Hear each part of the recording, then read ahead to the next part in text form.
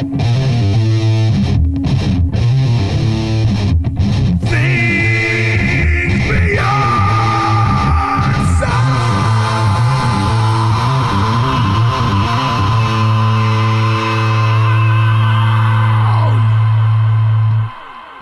Keith, nice to meet you, man. Yeah, man, and it's a pleasure being here. I appreciate you asking me to come down and chat for a little bit.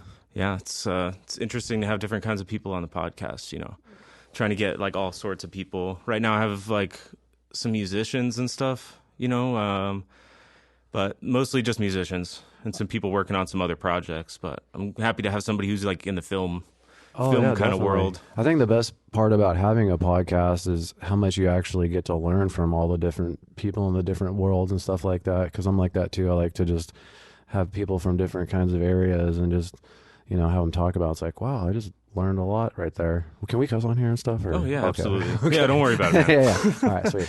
Yeah, this isn't like kid friendly or anything. I don't care. But with that said, I actually come from a live music background. Like I did live sound for a little bit, like about a year and a half. I shadowed somebody at Joe's Garado. You from around here? Yeah, in Phoenix. And then I played in bands. I know what it's like to be a sound guy. I know what it's like to be the band, dealing with good and bad sound guys. Oh, absolutely. There's all sorts of stuff there. Oh, yeah. So, but yeah, like I said, I really appreciate you having me come on. Fully just deep into this film world right now, and I was able to take a lot of those experiences from, you know, being in bands and stuff, and it does apply to this. So there's a lot of lessons learned there. So yeah, I mean, so where did you start out like playing around Phoenix?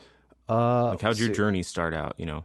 So I picked up guitar probably when I was about 13 or 14. Yeah. I was literally like trying to be like a Kurt Cobain wannabe. You know, he was like a huge influence on me. Like, everybody has an influence. Definitely.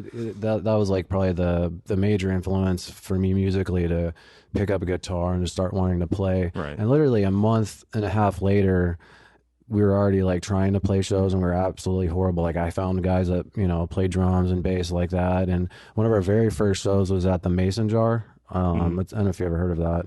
It's actually a legendary club here in Phoenix. It's known as a Rebel Lounge now, though. But every big major band that you could ever possibly think of has played at this club. Like either before they made it, or like Metallica's played there, Nirvana's played there, like all the big names. And I remember one of my very first shows was the Kitty show, and because I was like 15 at the time, so it was like after 6 p.m. was 21 and older or something like that. So we like literally could play from like 5 to like 5:30, and then they would kick us out because we weren't allowed to hang out there and stuff. So, but we were absolutely horrible. Yeah. Well, I mean, so you started out like playing the Rebel Lounge and just like a small local band and stuff. When did you like kind of upgrade your career? Like, you know, did you ever make it further than that, like getting into sound and stuff? So, yeah, so like, you know, you kind of start off with just like really shitty gear, you know, like little practice guitar, you know, crate 30-watt amp, you know, and, you know, as you get older into high school and stuff, like by the, you know, senior year, you know, I had like a full stack, a whole rack of gear, and we were actually taking music pretty seriously and stuff.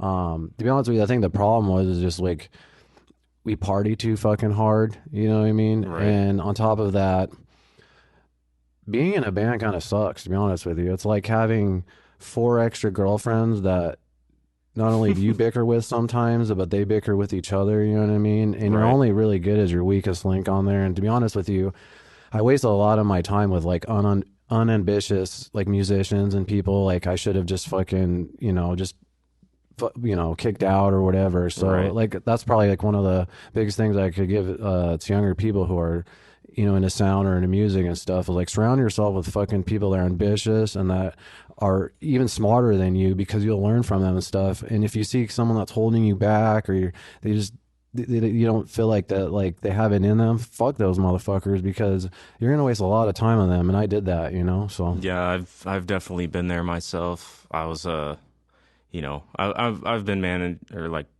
sort of managing a band for a little bit, but that's got to be a nightmare. Yeah, managing a band. It's that's got to be like one of the roughest jobs, I feel like, just because it just feels like I don't Yeah, know, you're like trying to babysitting and orchestrate like 4 or 5 people into doing the same thing with like, cohesive thought patterns where everybody has to agree, or if that's one a thing person doesn't, you have to like convince them they shouldn't be butthurt about it. Like just fucking deal with it, because there's a lot of But egos, right? And absolutely. yeah, and but the thing is, that's what a band needs is a manager and someone to be the director, because if you don't have that, then there's no one to guide you down those lanes that you need. You know what I mean? To Yeah, open up those opportunities where and you have like stuff. And one person trying to do that and write and play and everything, and that's just a lot on one plate. totally, yeah. And then you have like our fucking drummer who literally showed up the least but demanded the most, and like, like, I'm not gonna play that show, or like all of a sudden he's trying to write guitar riffs and like we have the baddest guitar player ever. Like what the fuck? Like, you know what I mean? It's just Right. oh man. Being in a band, I know, don't get me wrong, it's fun as fuck, but like there's some drawbacks to that. So Right. I think that's why I kind of got into like when I was in my early 20s, I went to GCC, started taking those live sound classes. I just got really obsessed with like recording, Right. miking drums and guitars, and just so I did all of our own like original recordings. It was kind of like right when the Digi 01 came out, so it was like that transition from reel to reel when like digital like recording first became really accessible. This was like in the early 2000s and shit. So I tried Pro Tools for a while, and then once I got Logic, I just honestly like how Logic is just so user friendly and stuff. I kind of just got obsessed with that. It's and easier to do simple things with Logic. If you're trying to do complicated things, then Pro Tools is probably better. But if you're just doing some simple recording just for basic practice stuff. or podcasts or a video. Yeah, I wasn't audio trying to kinda like shit. make the next like Yeah. Abbey Road or anything like that. It was just recordings, like demos for ourselves and the pass around to our friends and stuff like that. I mean, the only reason I'm using Pro Tools to I don't mean to. I'm not saying anything. No, I mean, I'm just saying, like, the reason I'm using using it for just, like, 2 tracks on this podcast is because they're just, teaching Pro Tools really hard at Crass. So, like, almost every lesson you're using Pro Tools to get your sessions up to use the board. They teach Logic a little bit. There was one day of Ableton just to show you there's other DAWs out there. Yeah. But Pro Tools is, like, their standard. Well, it's the industry standard, isn't it? Yeah, for like really professional grade work, sure. But there's still a lot of professionals who create in Logic and then throw it at the engineer and they work with it in Pro Tools. So you have a lot of creative people, like Billie Eilish is one of them. I think it's her brother that makes all the beats makes and all stuff. the mixes all of it and everything. But he works like exclusively in Logic, and then he'll send it off to get it mastered. And I'm sure the mastering engineer is using Pro Tools. There's no way you can't. That sounds like my editing process right now for the project I'm working on. Like I'll just do rough edits in Premiere. I'm not like the greatest editor in the world, but it's just kind of how like I visually see it. But then I'm able to send it to my editor who has this badass setup, you know what I mean? And then he's able to kind of he can like tweak it and like do all the fine tune and everything. Make it just way better and way cooler, you know what I mean? So no, Pro Tools is the shit. You can do a lot for sure. Yeah. Like it's crazy. I'm using I think it's Isotope RX8. Dude, that plugin is insane. You just like delete the AC sound out of the whole track. You can delete all the little voice clicks and everything. Like you don't even need a pop screen anymore. Damn, I'm not even hip on all these like cool plugins. Dude, it's out nuts. now. You got to look up RX8. Yeah, you probably like, don't have to do. It's like surgical. You can just delete tiny little frequency bands and like no more AC noise. And you're saying time. you can remove the pop filter now? Pretty much. I mean, we're not using pop filters right now. I'm not even worried because I'm just going to take them out later in post. I can just delete the clicks. Pretty much, it just runs through an algorithm and like learns what the clicks sound like, and then it just takes all of them out. Yeah, the plugins that are out now are just insane, ridiculous how smart they are. Yeah. Yeah, I couldn't imagine. I honestly, to be honest with you, I haven't been into Logic or even Pro Tools in so many years that like I'm just not even hip to like. Yeah, I mean you're doing more than just sound though. You're going in through a whole movie. Totally. So how'd you start with this movie? Well, actually, it's not a movie. It's a pilot television series. It's a 26-minute pilot that we're going to pitch like Hulu and Netflix and all the major networks next year. Nice. But also double as a short film for the film festivals that go on. And it was just like a script that I was working on for like the last 2 years. It's just a silly, dark stoner comedy. You know, it's Right. not Shakespeare or anything, but I really did work, you know, hard at it. I would send it to my friends, and then they give me advice and ideas, and I would rewrite it and fucking send it again. I did that for about 2 years, and then finally, I was just like, I had enough people and friends that believed in it. Like, let's just fucking make this Let's thing, get you know. started. So we put a team together. We raised $6,000, and we shot our first 3-day block actually in the beginning of October. Oh, And wow. then we're going to shoot the next 4 days in December. So we're actually going to raise another about 10 grand in the next month. And yeah, it's been a fucking crazy, just because this is my like first time I've ever directed anything, so it's like, you know, a lot Oh, of yeah. this is new to me, but at the same time I feel like I found my calling in life, because I feel like everything I've done, I've learned lessons that I could apply to this, but I didn't know it at the time. So for example, you know, doing all that in studio stuff, even the live sound, being in bands, dealing with people. I traveled on a 4-man Halo team back in the day. Like I learned about all the crazy shit doing that. And then leading up to directing, I was acting for the last 4 years. So I was Oh, nice. That's getting cool. on all these crazy sets and just fucking just learning what to do, what not to do. Cause I've been on like anything from like just the like the shittiest of like student films that just gone completely like, it was like a shit show, to like I've actually been an extra on Westworld. So I've seen like, you know, Oh, wow. Ed That's Harris cool. fucking act in front of me and shit. So I've just learned all these things. And then before that, I've just been obsessed with watching not just movies, but like the behind the scenes of the movies and the commentaries and the director. Right. I'm that nerd. Like I just love that shit more than anything. And I took all those things that I've learned. I was just like, you know what, I could fucking do this. And now that I did these first 3 days, I don't want to do anything else. I just want to fucking direct for the rest of my life. I don't even want to act anymore. So I actually act in this project. So I was acting, directing, but I cannot wait to kill my fucking character off, because I just I don't want to act anymore. I just want to direct. So Just directing. yeah. Yeah, I mean, I could imagine acting on top of directing has got to be a tricky game to play. Definitely. You just have to have the right team and people that you can rely on. So my assistant director, like he kind of took over charge that day, to where like I didn't have to really worry Yeah. about the directing side, because he knows the shots I'm trying to get and all that shit. So Yeah, so does he like keep you in reference too? Like give you direction when you're acting, or do you kind of just run it on the no, scene? actually, no. Just kind of lets you go. That's kind of weird. No one actually gave me direction. I would pull people aside and ask, you know what I mean? Right. Because that's the thing about acting is you want to be directed. You want to know if It's you're doing easier. good, because you're just It's trying to. easier if you're directed. Definitely. Well, that's the problem out here is like a lot of filmmakers just don't do that. Like they'll call cut, and then it's like, did I do good? Did I do bad? Like you're just trying to fucking create the vision of the director, and you just want to make him happy, you know? Yeah. So it's very important to give feedback to your directors or your actors, whether it's good or bad. And so, but it was a funny thing, because I'm the director, so no one really did ever direct me. But during the cuts, I would, you know, look over to like the other actors, like, hey, actually, can you do it like this? Can you say it like that? So it was interesting. Right. But I don't want to really do it ever again. That sounds nuts. Yeah. But so when is this movie, or when is this series gonna actually premiere?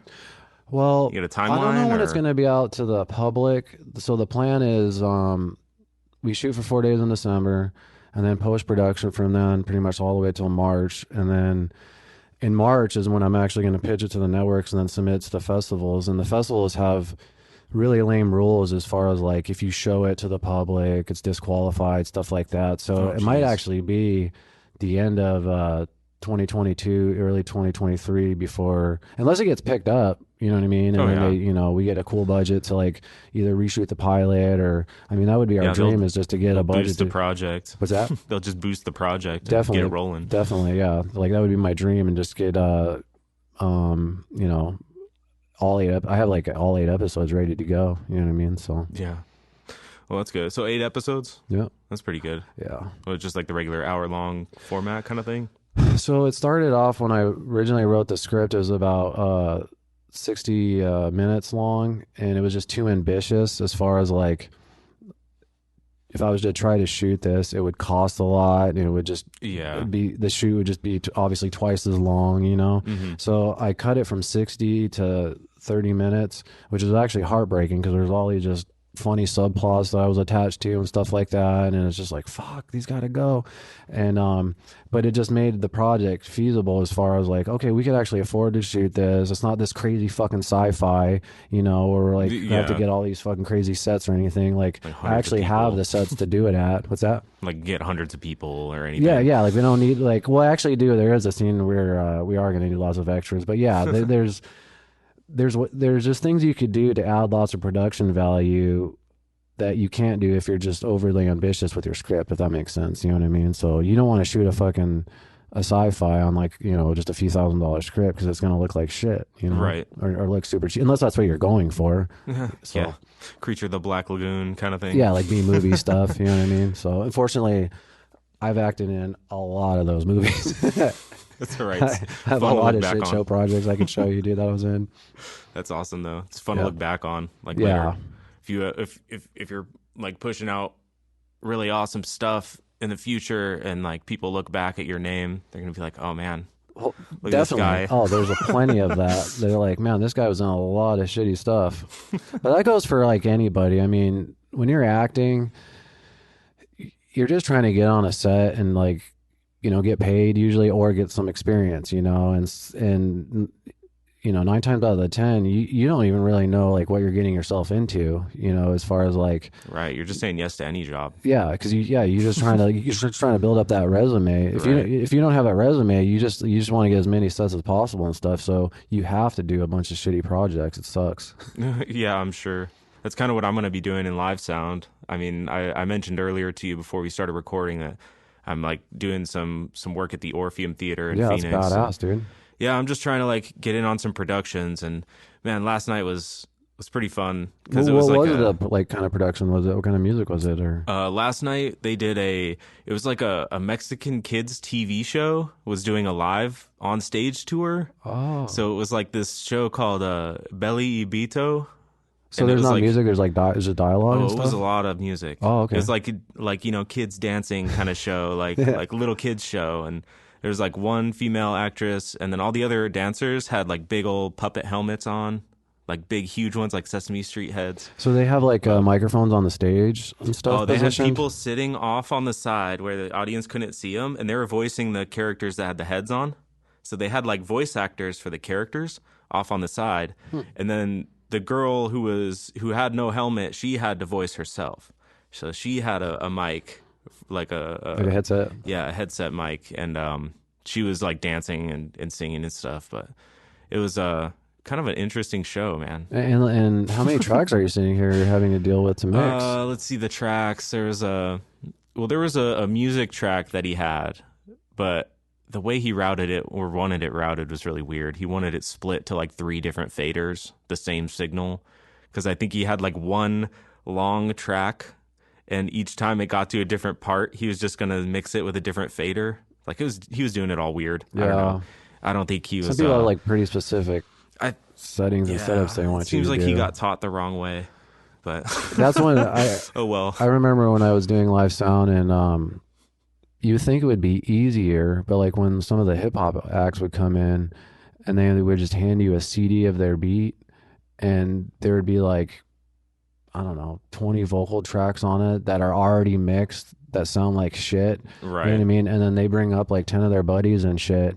And you're just trying to mix all of this to make it sound good. And it's almost impossible.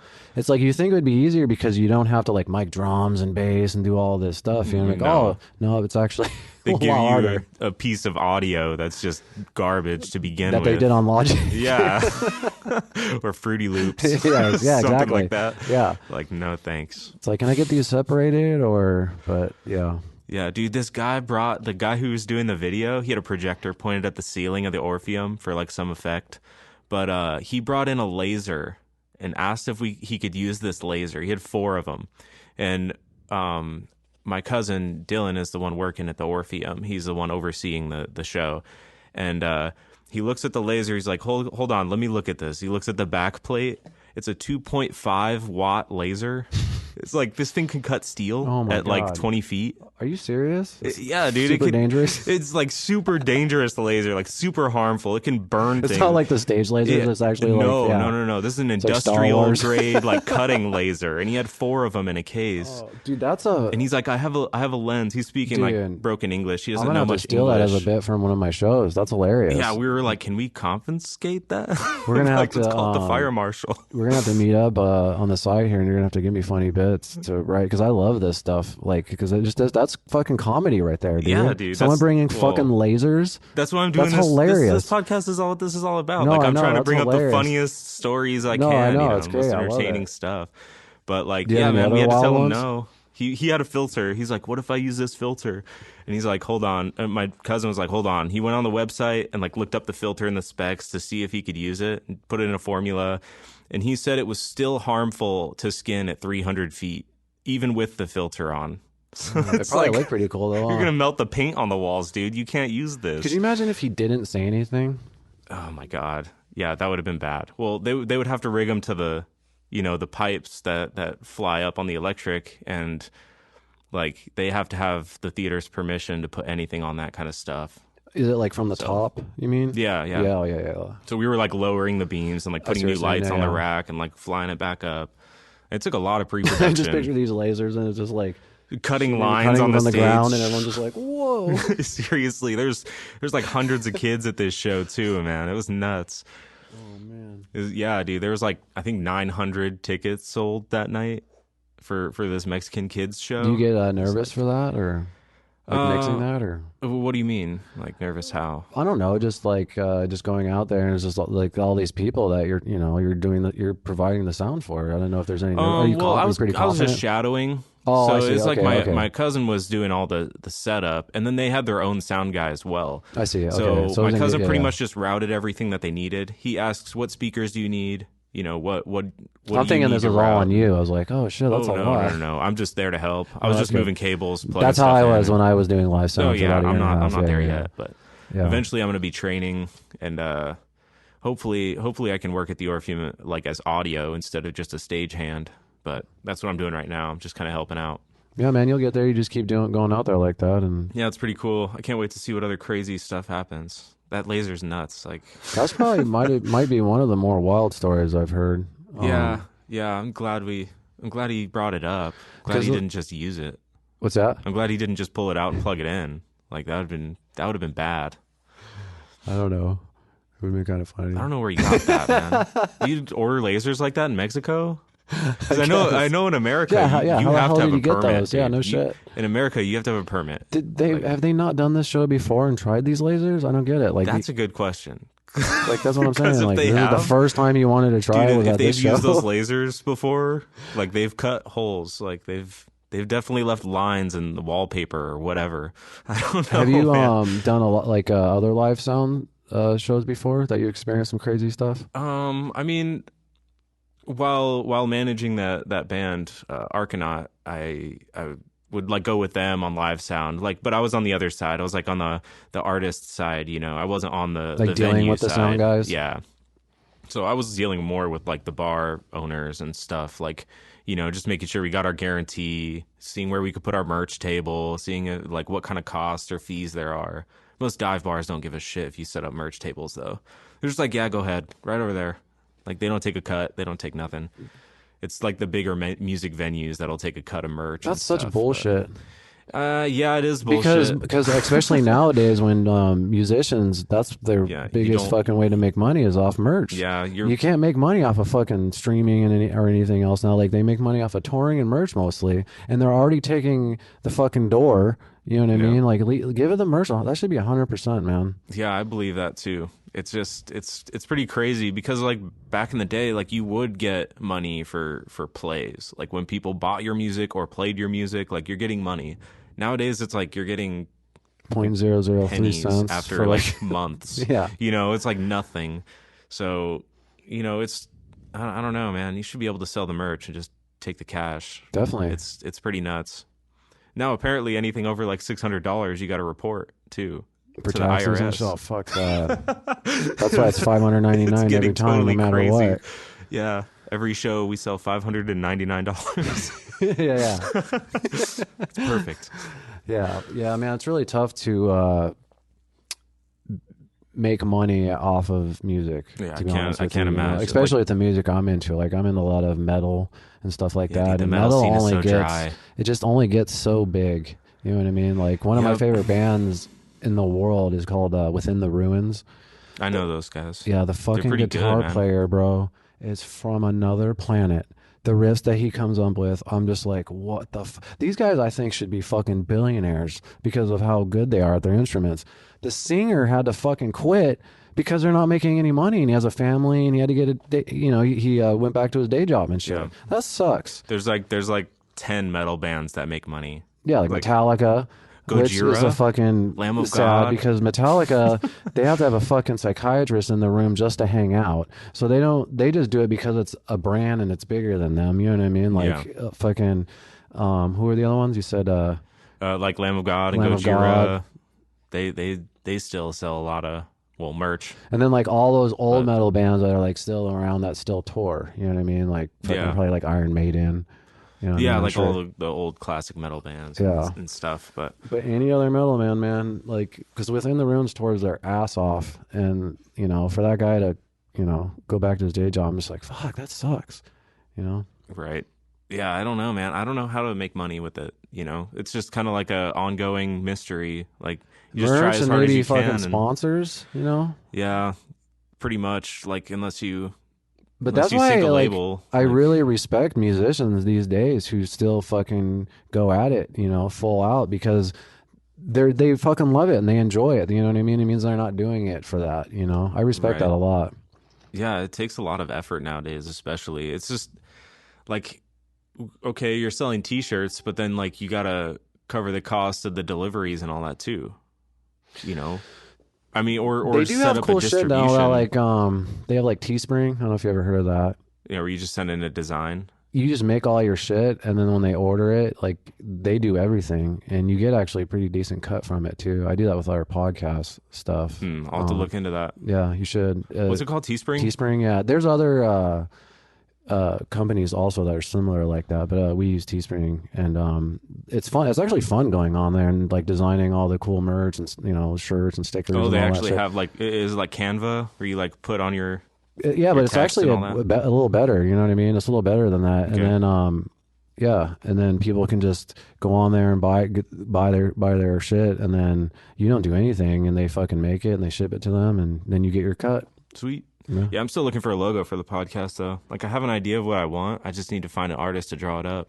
I know. That's tough. like when starting a podcast, that is definitely like Like the I don't. more difficult stuff is like finding the logos, especially if you're not good at like graphic design. Like I hate doing graphic design shit. You know what I mean? So it's like you have to either find somebody or go on Canva, Yeah, I'm some like template. Yeah, I like I draw, but I don't really I don't do the digital thing. I could sit down with a pencil and draw anything. You on a should do that. paper, That would but- look actually pretty cool, and then just maybe take a decent picture of that and scan that Well, up. my idea was to make it into a neon sign. So Yeah, I a like neon that. sign that says things beyond sound. Isn't that what it is But, now? It is, but I just took copyright free text Yeah. and threw it into like Photoshop or whatever, and that's actually I tried that with an original font, and then you can actually see it in like the first episode thumbnails.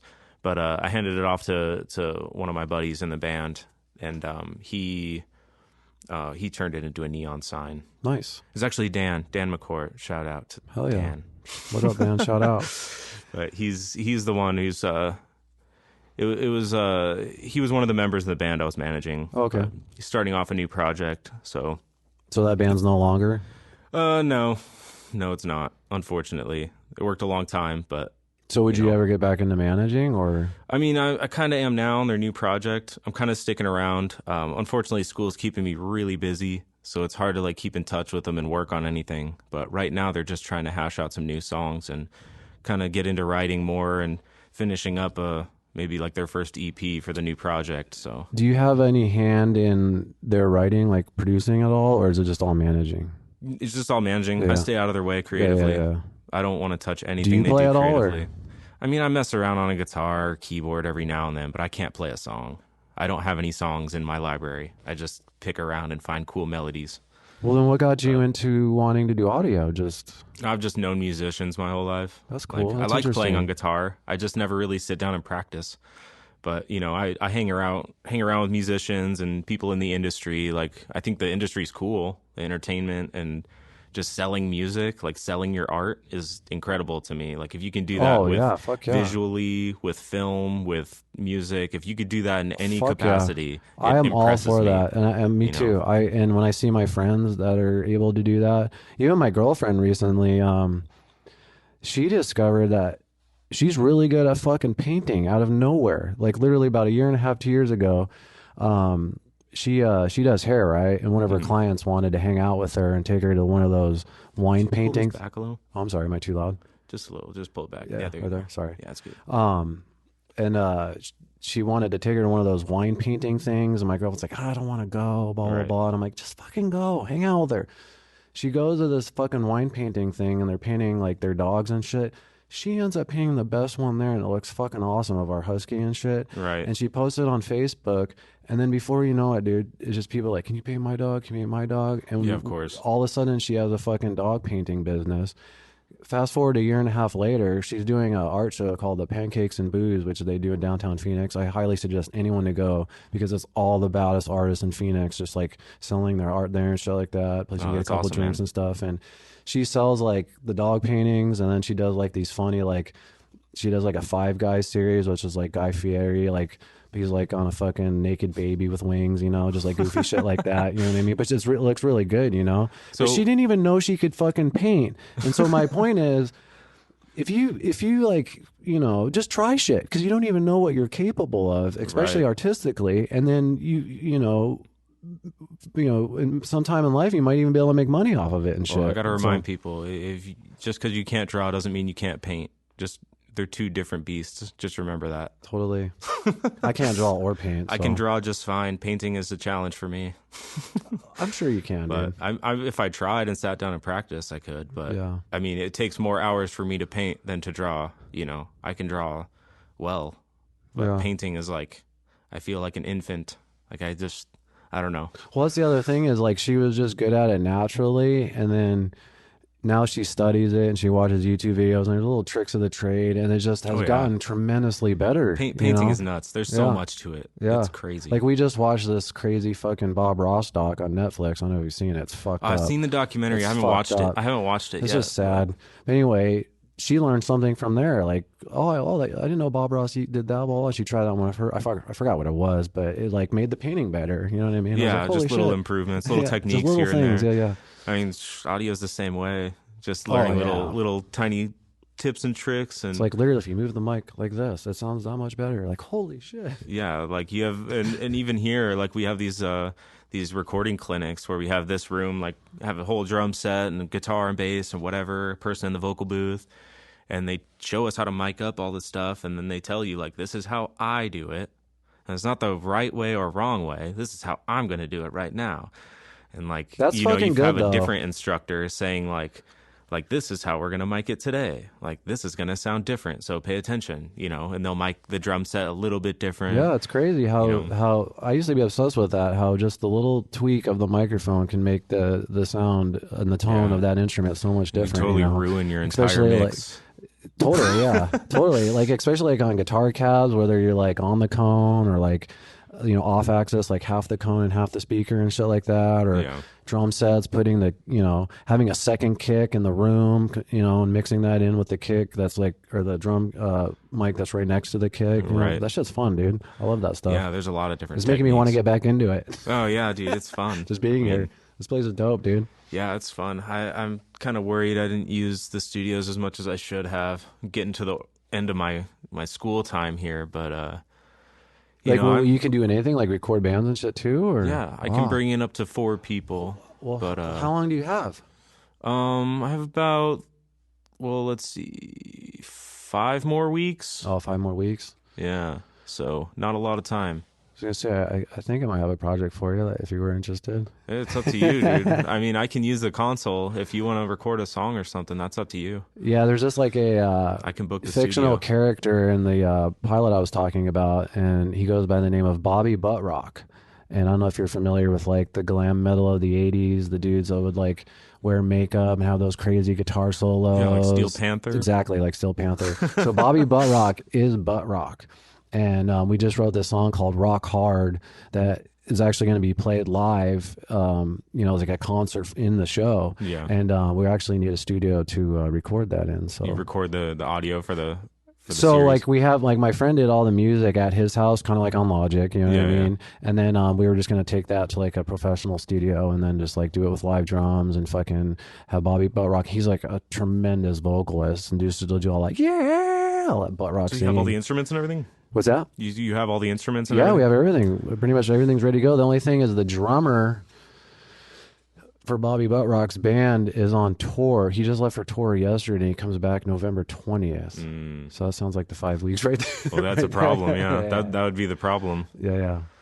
But anyway, we'll talk about that off, Yeah, we can talk about that later. off the podcast. But so you have any stories from any live shows? Anything that stands out? Yeah, there's a lot of things that stand out. There's just common things that always happen, like usually no matter what night it is. Like, so for example, you'll be fucking mixing the band and shit, and you'll see like some like lady, she's like in her 50s or 60s, and she's standing off to the side, like completely out. So she's only in front of like the left speakers of the stage, you know what I mean? Okay. And she'll fucking look over at you like this. And you're just like, what the fuck is that lady looking at? And she'll look over again. And you're like, oh, great. And sure as shit, she looks over again. And then she walks over and she's like, I can't hear my son who's playing the guitar. Can you turn him up? And I'm like, yeah, I got you. And then you just go like this, but you're not turning anything up. Yeah, pick a blank fader. And you're like, does this sound good? And then she's, oh, yep. Cool, I got you. And then you're like, fuck you. Like, stand in the middle, asshole. You know what I mean? I hate that shit. Yeah, I was just talking about that. Just a million annoying things like that. Mm-hmm. And then, all right, go ahead. Well, I was just talking about that with my cousin last night. Like, he's like, yeah, if anyone asks to turn them up, I just, pick a fader. Totally. It's blank. And like, there you go. And just go back to work. That was one of the bits in the 60-minute version of my script. And that got cut out. Right. But when we were casting the lead for the sound guy, he actually is a real life sound guy. You should actually have him come in. He's awesome. Oh, yeah? And because it was really important to me to cast a guy that when he's actually doing the sound on the board, he knows what he's, and it looks real. You know what I mean? Because the actor that I had before, he wasn't. And I was worried, like, because he's going to be hitting knobs and shit. I want sound guys to watch and be like, I can relate to this. That looks legit. You know what I mean? Like, they actually could fucking really, laugh at this shit. And, when he came to the audition, he brought that bit up about using the, acting like you're pushing up the fit. I'm like, bro, that wasn't like one of the bits. It was just like, I felt like I'd known this dude for years. Like, and he's a phenomenal actor and he just fit perfectly and stuff. So that shit's hilarious. That's cool. That's like a common thing, right? Within sound guys? Yeah, I'm sure. I mean, I haven't even really mixed a live show, and I can imagine that being a thing. Like, yeah. And then you just deal with like lots of fucking egos, which is funny because it all comes from the bands that are local. When the major, like mainstream bands come in that are touring, they're the nicest, sweetest, most respectful dudes ever. And they actually have fans and shit. But then you get these fucking bands that have no fans and they fucking treat you, the sound guy, like shit. That's how I know how a person is as a human being, is how I'm treated as a sound guy. Seriously, because it's like, who the fuck are you? Yeah, I'm trying to make you sound good, motherfucker. Like, you should be like, just at least giving me some decent respect. Like, handing them a DI box and they don't even fucking look at you, or, they're just, oh, it sucks. Yeah. Yeah, I can imagine. Dude. But to me, like, I don't mean it sucks. I mean, it sucks, like, in a comedic way, and that's why it's I'm taking all these bits and making it into that show. Yeah, trying to please an artist with their own art. Exactly. Exactly. They're never going to be happy with it. But I've been on the other end too, like in bands where I've dealt with good sound guys and shitty sound guys. I've dealt with sound guys that like you look over and they're not even out the board and they're outside smoking a cigarette and shit or something. And they're like, dude, what the fuck? Right. You know, right. so it goes both ways. Yeah, dude, the sound guy we had in last night for that show at the Orpheum, man, he was like playing with the level, like the EQ levels on the for his main out on the show, and he just kept cranking the bass up. Like the bass was just super heavy. It was like, this is a kids show. This is not a club. This is not like, dude, I have a video. Like I stood behind the soundboard when he was doing his sound check. I stood behind the soundboard and I took out my phone. I took a video of what he was doing.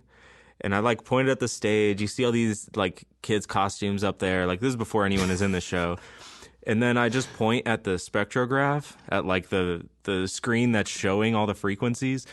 And you just see the bass just full. Just farting. Just full, like orange, just boom. Like, and then everything else was like nothing, like normal. And the bass was just. You think he was just like bored?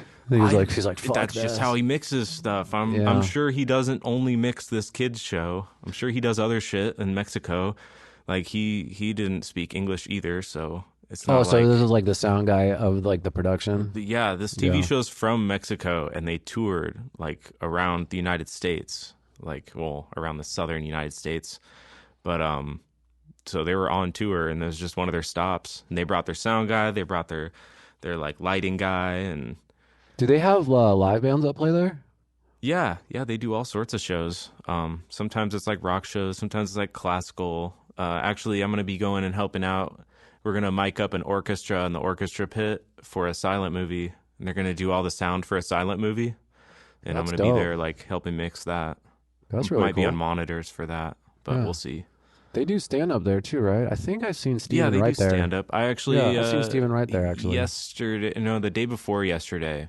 They had John Cleese. Oh yeah, I had a couple of friends go to that. Oh yeah, I helped. I just helped with the production, like the setup, and then I left before the show started. But I was there helping out. Did you give him like a lav mic, or is he like holding the mic? He had a handset or a headset, and then the other guests in the show had handhelds. Handhelds. Yeah. And then there was a handheld off to the side that did like a voice of God thing, like a narrator. You know, so he had a narrator, but. Yeah, John Cleese is like a fucking legend, dude. Yeah, that show was like 4 tracks. So, easy. Yeah, easy peasy, dude. Oh, yeah, that's why I left. I was like, okay, setup's done. I'm going to take off if that's cool. Yeah, you don't really have to mix. Like, I don't have to sit here. But, so yeah, it's pretty interesting. All the equipment they have at the Orpheum, like just massive amounts of speakers and mics and all sorts of crazy shit.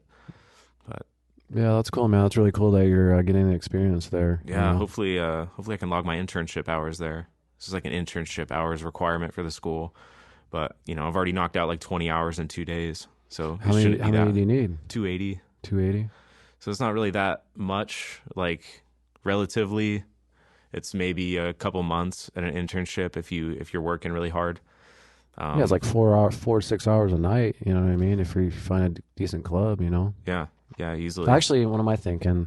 They probably don't even have fucking shows that much nowadays with all the COVID bullshit, right? It's actually coming back, at least in Phoenix, in Arizona, because the laws are a little relaxed. It's not like fucking locked down like Australia or anything. Oh, jeez, I know. I just saw a video today, like the police checking a dude's coffee to make sure it's okay to have his mask down and shit. I was like, Jesus Christ, that's crazy. Nuts. Yeah, that's absolutely crazy. Man, if we ever get to that point, there's going to be no more live music. Like, it's going to be over. I was curious about how the live music here is going to be affected, because I know how all those clubs came together with the whole, like, I guess you have to show your Vax card or something to get in, or a test or something like that. Oh, it didn't? No. Oh, I didn't know that. The Orpheum was a part of that list, and they didn't test people. I knew that was going to happen because I read the comments on like all of those clubs' Facebook, and half the people are like, "Fuck you, I'm never coming." They can't do that because people would not come. Like, yeah, I know. They just wouldn't show up.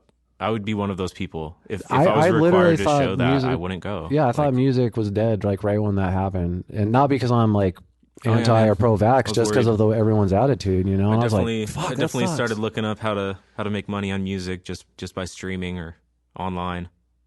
Yeah. online sales. I was like, okay, well, live music is out. Let's do some Yeah, research. no shit. Yeah. Plan B. Yeah, let's try in. I know, but that sucks, man. Just like there's nothing better than like going to a show of your favorite band with all your fucking homies, you know what I mean? Getting a couple drinks in you, fucking getting smoking some weed and shit, you know what I mean? Yeah, dude, Like it's pretty just great. yeah, dude, there's and to see like the possibility of like that going down the shitter, I was like, God damn. Yeah, I know. I didn't go to a show for like a year and a half. I went to I think the last show I went to before the whole pandemic thing was like the Slayer farewell tour or Mm. whatever at the Auction Pavilion, and that was crazy show. I moshed a lot, and I messed up my shoulder, and People have masks on while they're moshing. no, it I was know, before that'd be that, but funny. I couldn't imagine. Yeah. But so after all that, like a year and a half later, I finally go to one at the Rebel Lounge, and it was Condemned Till Dawn was headlining, just like some local bands, local metal show, but it was great. It was like really great, and nobody was like forced to wear masks. Like, So it feels like normal, like it used to yeah, be, it like the old actually days. felt like Like normal. It was great, dude. 2019. It was awesome. Yeah. But I don't know how they would be able to how to do that and enforce So like is a Orpheum the only vaccination. one who said fuck that, or a bunch of the I clubs? can't, like I said, I can't imagine that you could enforce that. Like, how are you going to enforce that and still keep your business open to 100% of your audience? That's why it was Half your odd to me audience that is they gone. agreed to that. That's why I was like, this, they're shooting themselves in the fucking foot, right? Yeah, Right here it's doing just a that. bad business move. Like, you could claim it's for public health or whatever, but I mean, it's just optics. Like, if it's a crazy like polarizing subject, really. It's I just know. you're either on one side or the other, but there's realistic solutions that don't require, show me your papers. I totally agree with that, dude. That's fucking yeah. That's insane to me. I don't know why testing isn't more popular, but What's that? I don't know. I don't know why testing isn't more popular. What do you Is mean, it like just for the antibodies cost? and shit, or? Yeah. Oh, yeah. Yeah, that or any other testing, It's just it doesn't make sense. Just the 100% vaccination. But That's a whole other subject we can get it into. is another subject, Yeah. but it just relates to the live sound thing a No, I lot. know totally. It No, I sucks. know. Yeah, But it totally does relate to that. hmm But anyways, it's like I'm kind of worried about that just getting into the business, like trying to get into live sound because if Yeah, that like really even kicks logging your off, hours. yeah, especially like I even talked to my internship coordinator and I was telling him like, hey man, You need to cut these so in half. if I give you a list of internship possibilities, like or my wish list or whatever, like are you going to be able to get me to those places? Are you going to tell me if they require me to be vaccinated or like am I just shit out of luck? Like should I quit? Like, I was in But that same predicament with acting because I have an agent and she'll send me on all these crazy auditions and stuff, and then a lot of these sets now like you have to be vaccinated to be on, and I was like, don't even fucking send me the auditions in because I'm not gonna, It's yeah, not that it's I'm even nuts. anti-vax. Like I just don't feel like you should have to show any of that to be on those sets. I just actually had a COVID safe set myself. By just fucking doing temperature checks, asking questions, and just fucking, you know what I mean? Like, Exactly. Like it's not impossible to do it without exactly. without this vaccine, but it's like it I'm worried that there's no alternative, They're going to pretend like that's the only thing. And we need alternatives for people that want choice, So it's like if I choose to live how I want and then this entire industry blocks me out, it's like, well, like what do I do at that point? I Like was all know. this education for nothing? Just and just thinking about how many people are in that same predicament. So, for example, my friend, his wife actually brings in 2/3 of their income right now, and she works for the airlines, and Mm, she's getting ready to be fired on the 20th if she's not vaccinated, and that's sad. That's fucked up. yeah, it is fucked up. And there's also all these fucking nurses who just last year, when all this shit happened, they were told not to wear masks because they didn't want to scare anybody. Then all these people get COVID. all these nurses, they built all the antibodies, and now they're being told if they don't get the vaccinations, they're going to get fired when they just put their whole life on the line at the beginning of all this shit. Yeah, That's and crazy. they have the natural immunity after Exactly. getting the COVID too. That's like, that's a subject no one wants to talk about. It's not like, which I don't understand. This blows my mind. because it would ruin too many arguments.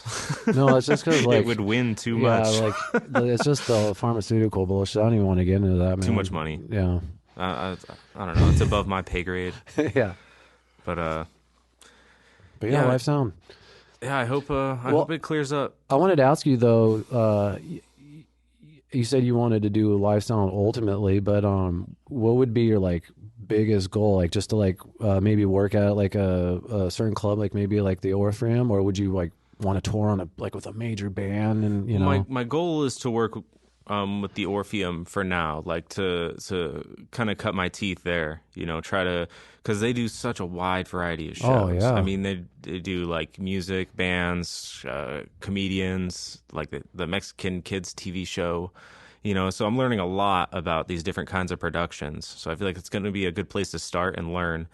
And then, you know, after I do a few years of that, if I'm ready to move on, then I'm going to try to move on to different places and try to get on a tour, like maybe a touring company, like as a A2 or something, trying to just do the audio side. But honestly, if this band project that's coming out, I mean, I'm not sure about revealing it right now because I don't know how the band members are going to feel about it. But you know, if that kicks off and they start picking up some traction, like I could definitely like switch gears to do their live sound and go on tour with them, like at any time. That's a great idea. If that's ever going to be Yeah. a possibility, I'm going to jump on that, like no problem. Definitely. Why wouldn't they? You know Why what I mean? wouldn't they? No, I mean, I'm like, why wouldn't they want to use you as a sound lifestyle? I mean, that's perfect, right? Yeah, I mean, that's like it's yeah, it's I've like known almost these like guys it's for a meant to long be. time. Yeah, yeah. That's kind of one of the reasons I went to this school. We were having a lot of problems with getting a good recording down and getting a good like EP out and getting our sound recorded. Couldn't find a good studio. Things kept falling through because of the pandemic. That's exactly was why like, I you got know into what? recording when I Yeah. was in a band, is because I was just sick and tired of like going to other people's studios and all that shit. I was like, fuck it, we'll just do all this stuff ourselves, you know? Yeah. And it was fun. It's fun. That's exactly why I came here. I was like, you know what? I'm tired of trying to depend on other people. They don't understand how serious we are. They're just going to blow us off because we're a local band. Yeah. It's like, well, fuck that. I'm going to learn it myself. Totally. And like, at least we can get a start on what we want to sound like. And then we can bring it to somebody who's like, you know, more professional than these local studios. Like, I don't know. We've had some bad experiences. Maybe it was just bad luck with the timing. Like COVID came and kind of fucked everything up, made everybody question whether they want people at their house or in their studios, and made everything really difficult.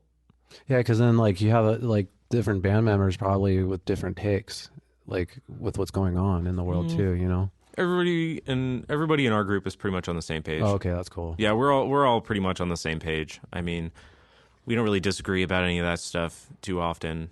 That's more good. more creative differences. Oh, I see. That's the problem. Like, especially in the graphics side, nobody can decide on what the art's supposed to look like. It's like, you guys are dumb. Just pick something. Yeah, you know the hardest thing actually is coming up with a band name. Yeah, well, we got that down. Yeah, so that's good. not Yeah, hard. I know, yeah. But it's also like fun and funny. Like before we find our band names, like you're like, all right, guys, like, come on, let's have a meeting. Let's think of a fucking band name. You come up with like 3 or 4 maybe serious ideas, and then it's an hour of just joke, funny, like stupid Oh, yeah, we were ideas. joking a lot. Yeah. Like one of our drummer Attila, he was just like, "Oh, we should go with Atlas Shrugged." And then our guitarist Luis, he didn't know that was a book. And he was just like, Atlas Shrugged. I like that. It's like he shrugged the earth off his shoulders. And we were all just staring at him like, yeah, that's exactly what it is. It's a book, dude. That's funny, dude. It's like, oh, I didn't even know. It sounds pretty dope, though. It's like, well, I mean, we could. The thing about band names is like the band ultimately makes the name, even if it's something stupid. I always like to use the example of the band Korn. I mean, Yeah. that's the dumbest band name ever, but you don't really think of it. There's a lot of dumb ones. Because there's a lot of dumb ones. Yeah, Yeah. Like Five Finger Death Punch. that's pretty dumb. It's pretty dumb. Yeah, Yeah, I just call it Five Finger Fruit Punch. there's some pretty fucking. That's It's yeah. way more entertaining. There's some pretty badass ones though, like Within the Ruins. That's pretty dope. Yeah, yeah. All That Remains. All That Remains is dope. Yeah, like Black Dahlia Murder. Yeah. Some of these names are cool, but you know, I don't know. You get some weird ones out there. Have you ever heard of Pelvic Meatloaf? I have heard of Pelvic Meatloaf. Yeah. They actually sound pretty damn good. They're probably one of the bigger metal bands in Phoenix just because they've been around for like 30 years. They're one of those like permanently local bands. Yeah, totally. But, yeah. Yeah, they do some good work, man. They're actually playing a show October 30th, I think. Oh yeah. At one of those clubs that we were just talking about where Is it like the 44? no. I know they got like a tight circle of bands that always play there. But What is it called? The 44? the 44. I've never It's like heard all of the that. guys from Joe's Grotto moved over there. Oh, okay. I think Joe actually works there. Where's that Don't at? quote me on that, but I have to look it up. 44th Street and something else. Huh. I don't know.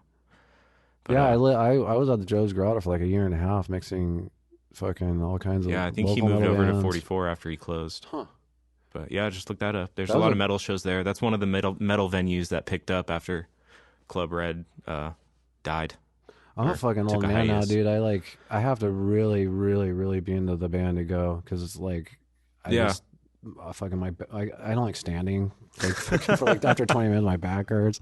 I'm old, dude. It's just like I want to go. Bring a chair. This sucks. But if it's like within the ruins, I'm literally almost crying. I'm so happy because of his riffs. I'm just like, oh my god, this is so cool. Like I fucking love Yeah, that guy. everybody's Dude. got those bands. Yeah, That's Black Dahlia Murder for me. Whenever I go to a Black Dahlia show, it's just like, he's so happy. Right? it's so crazy, Yeah. dude. I love that band. It's weird that way that music can make you feel.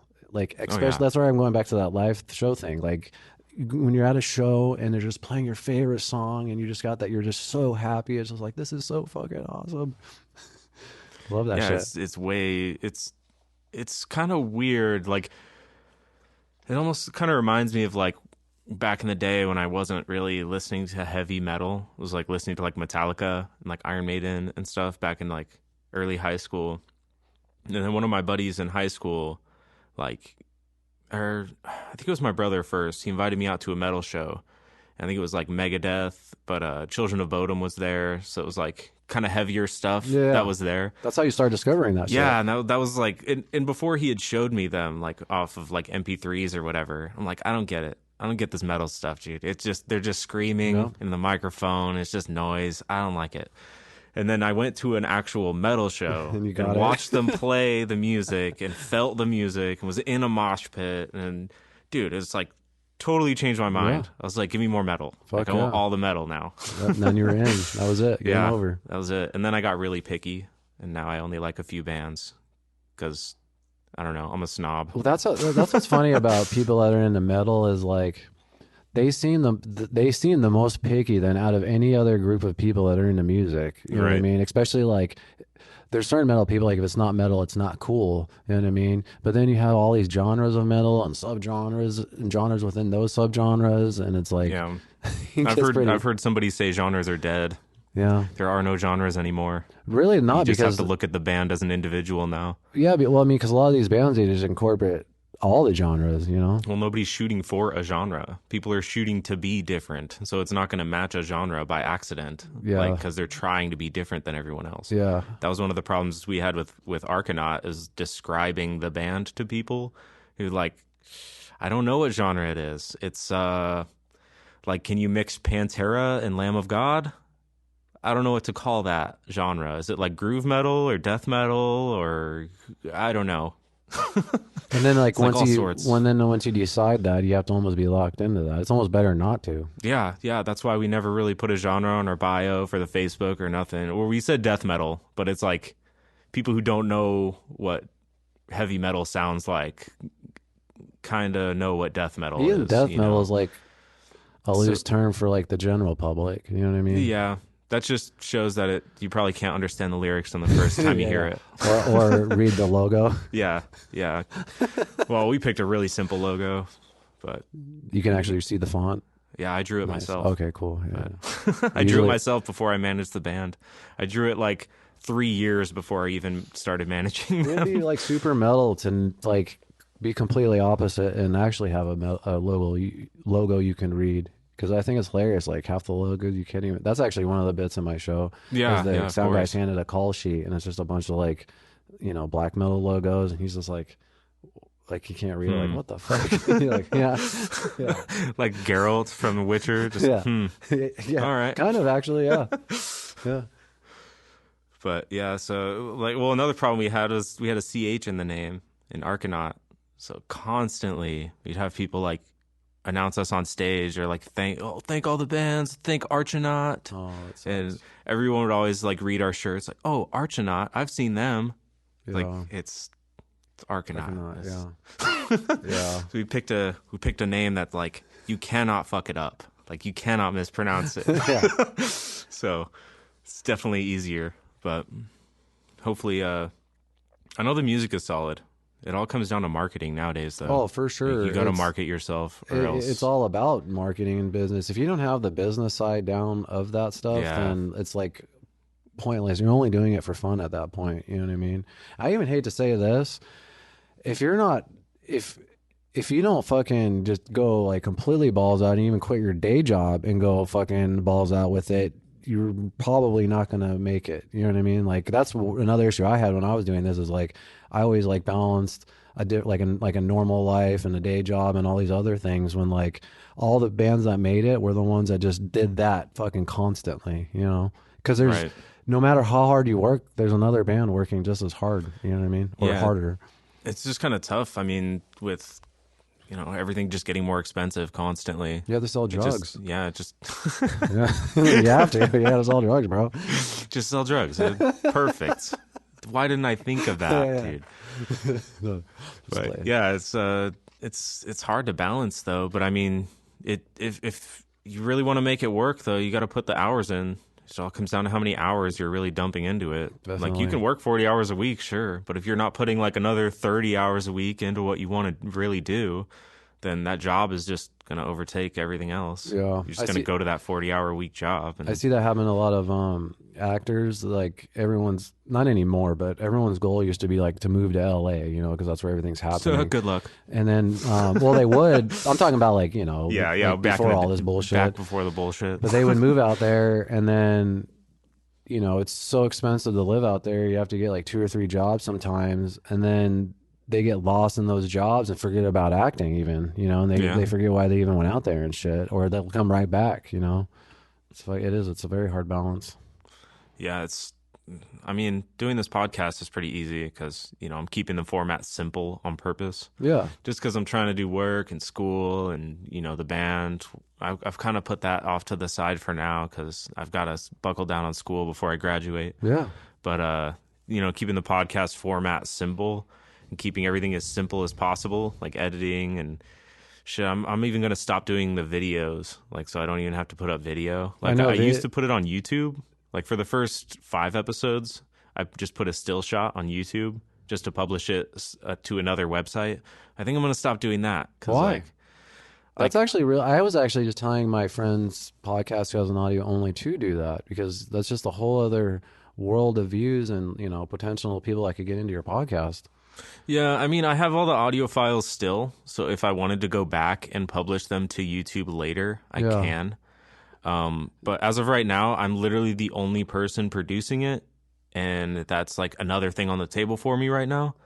And I feel like most of the people that listen to my podcast are going through Spotify anyways. Yeah. So I can publish something straight to Spotify and Apple and Google. Are you using Libsyn or something? I'm using Buzzsprout. Oh, Buzzsprout, okay. But I can easily just drop YouTube and I only have like 2 or 3 views on YouTube over. Well, that's the thing is YouTube, you're not going to get views until you're consistent for a very long time. Like I actually just experienced this with my own podcast is I had to take about a 2-week break for shooting the sound guy. And just within that 2-week break, when I uploaded a video again, the views were like significantly lower because if you're not consistent, YouTube will just throw you fucking off the algorithm and shit. But you also have to prove to them that you're consistent and that you're constantly putting stuff out.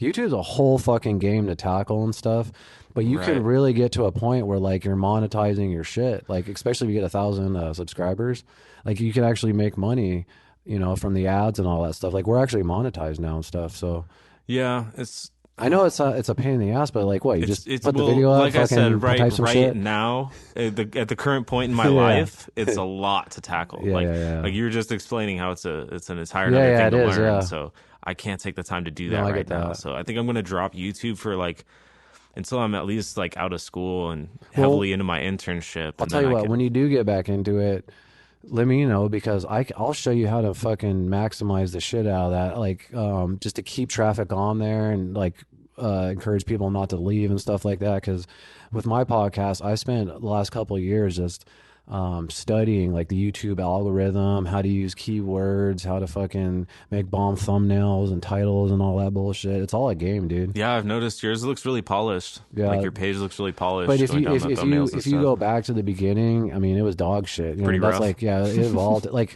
the first episode, dude, I didn't even know how to fucking video or edit video, and I think the first episode, maybe in the first couple, the audio is off of the video. I didn't know how to sync it. Like I was doing it all manually and shit. Like that first episode took me like 10 hours to edit because I never edited any video or anything in my life, Right. and I'd actually gave him my podcast to a guy who was supposed to edit it, and he sat on it for 2 weeks. And I was like, "Fuck this shit!" I just grabbed it back, and I was like, "I'm just gonna have to learn this."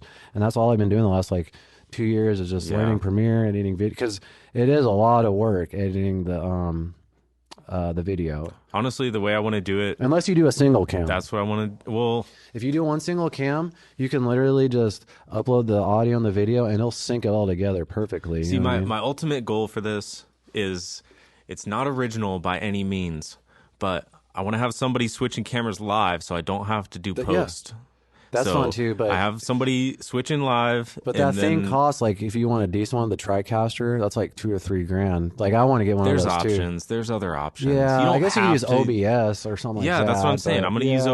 OBS and just switch cameras. If I'm Yes. only using 2 cameras, or maybe 3, if I want to get a Yeah. room shot. But you're right. But- Yeah, you could do that, and then it's creating the edits as you're going. That's like kind of like Joe Rogan. I don't know if you ever watched Joe Rogan. That's exactly why I said it's Yeah, not Jamie. original. Jamie does it. I Well, need Jamie, a you probably know damn this. it. He does. I need a fucking Jamie. He's known as like the best one-handed Googler in the world because he's doing that with his hand, Yeah. and then he's googling And shit. I with don't the other. need anyone to Google anything though. Like I'm talking about. Oh, you need personal someone to check your stories. facts, dude. I No, don't I'm give a kidding. shit about those I know, facts. I know. I don't have any facts. Yeah. No, yeah, I know. But so I just need someone to switch the camera. I don't give a shit. I'm actually going to encourage them not to watch a computer screen while they're doing this, so Yeah. that they're not distracted. Yeah. But I just need someone to switch the cameras, and we don't have to like, edit and post, and I don't have to spend 10 hours to get an episode ready. If I was ever going to do video, it would just be one take, just slap an intro and an outro. I have to and tell you how bad it sucks editing a video podcast. I don't want to edit like, anything. So like I'll edit like from when like because I have a co-host from when we talk to when Yeah. the guest talks, and it's so boring because you're just literally cutting back and forth. But then on top of that, listening to a conversation you already had and you just hear how fucking dumb you sound, like you know what I mean? I'm just like, man, I fucking sound like an idiot right here. Like I hate listening to myself back. It sucks. Right. You just want to cut it up like a tutorial video. But the Like, nice part about it is like, oh, I'm picking my nose right there. Oh, I'm gonna cut to the other guy on that part. Yeah. Make myself look a little better. yeah, for sure. Yeah. But yeah, it's gonna be a little bit until I get that settled though. 'Cause I don't even have any cameras or anything. No, I know. so It's a whole other thing, dude. it's gonna You'll get there, take a bro. little bit to Actually, you know what? Just take. stick with the audio. It's so much easier just to do that. Oh yeah, for sure. I'm definitely gonna have like at least 30 or 40 episodes before I get into video. Yeah. This is actually just episode number 7, so Oh, this is is it? like Okay, super sweet. new. Hell yeah. But yeah, I'm just trying stuff out. But actually, me and my buddy tried to start one like before this one called the Kevin and Spencer Show, and we were trying to do like almost like political talk show where we were kind of bringing up like political issues and just talking shit about politicians and just trying to make it funny. But it got too much for both of us. Just the fact that like the travel, getting to his house, like he lived pretty far away from me at the time, so it was like a 30-minute drive there, 30-minute drive back, and then we had to like do a bunch of research beforehand to make sure we weren't fucking anything up, and like there's a lot of pre-production involved. Like the camera angles looked all weird because we only had one webcam, and How many episodes did you do?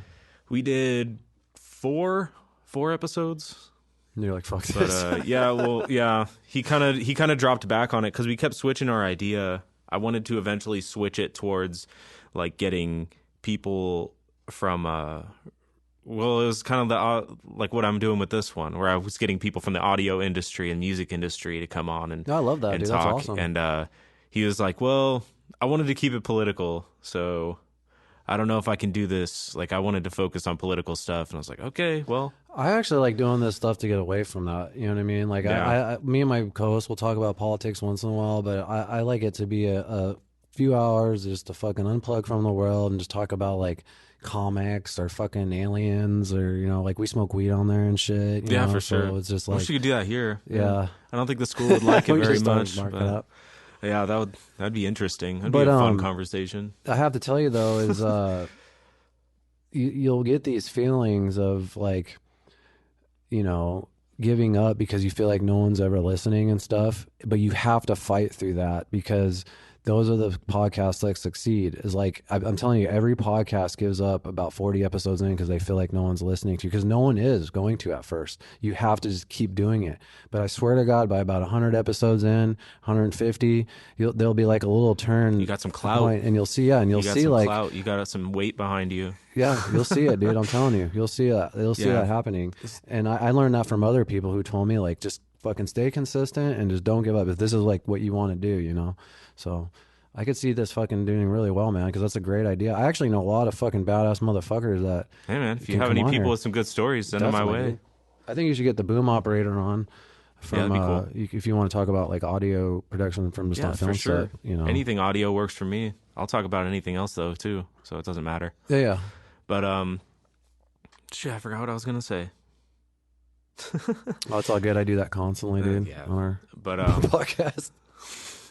so for like those feelings you were talking about of like giving up because no one's listening, like the way I'm combating that right now is just keeping it like it's like more of a personal goal.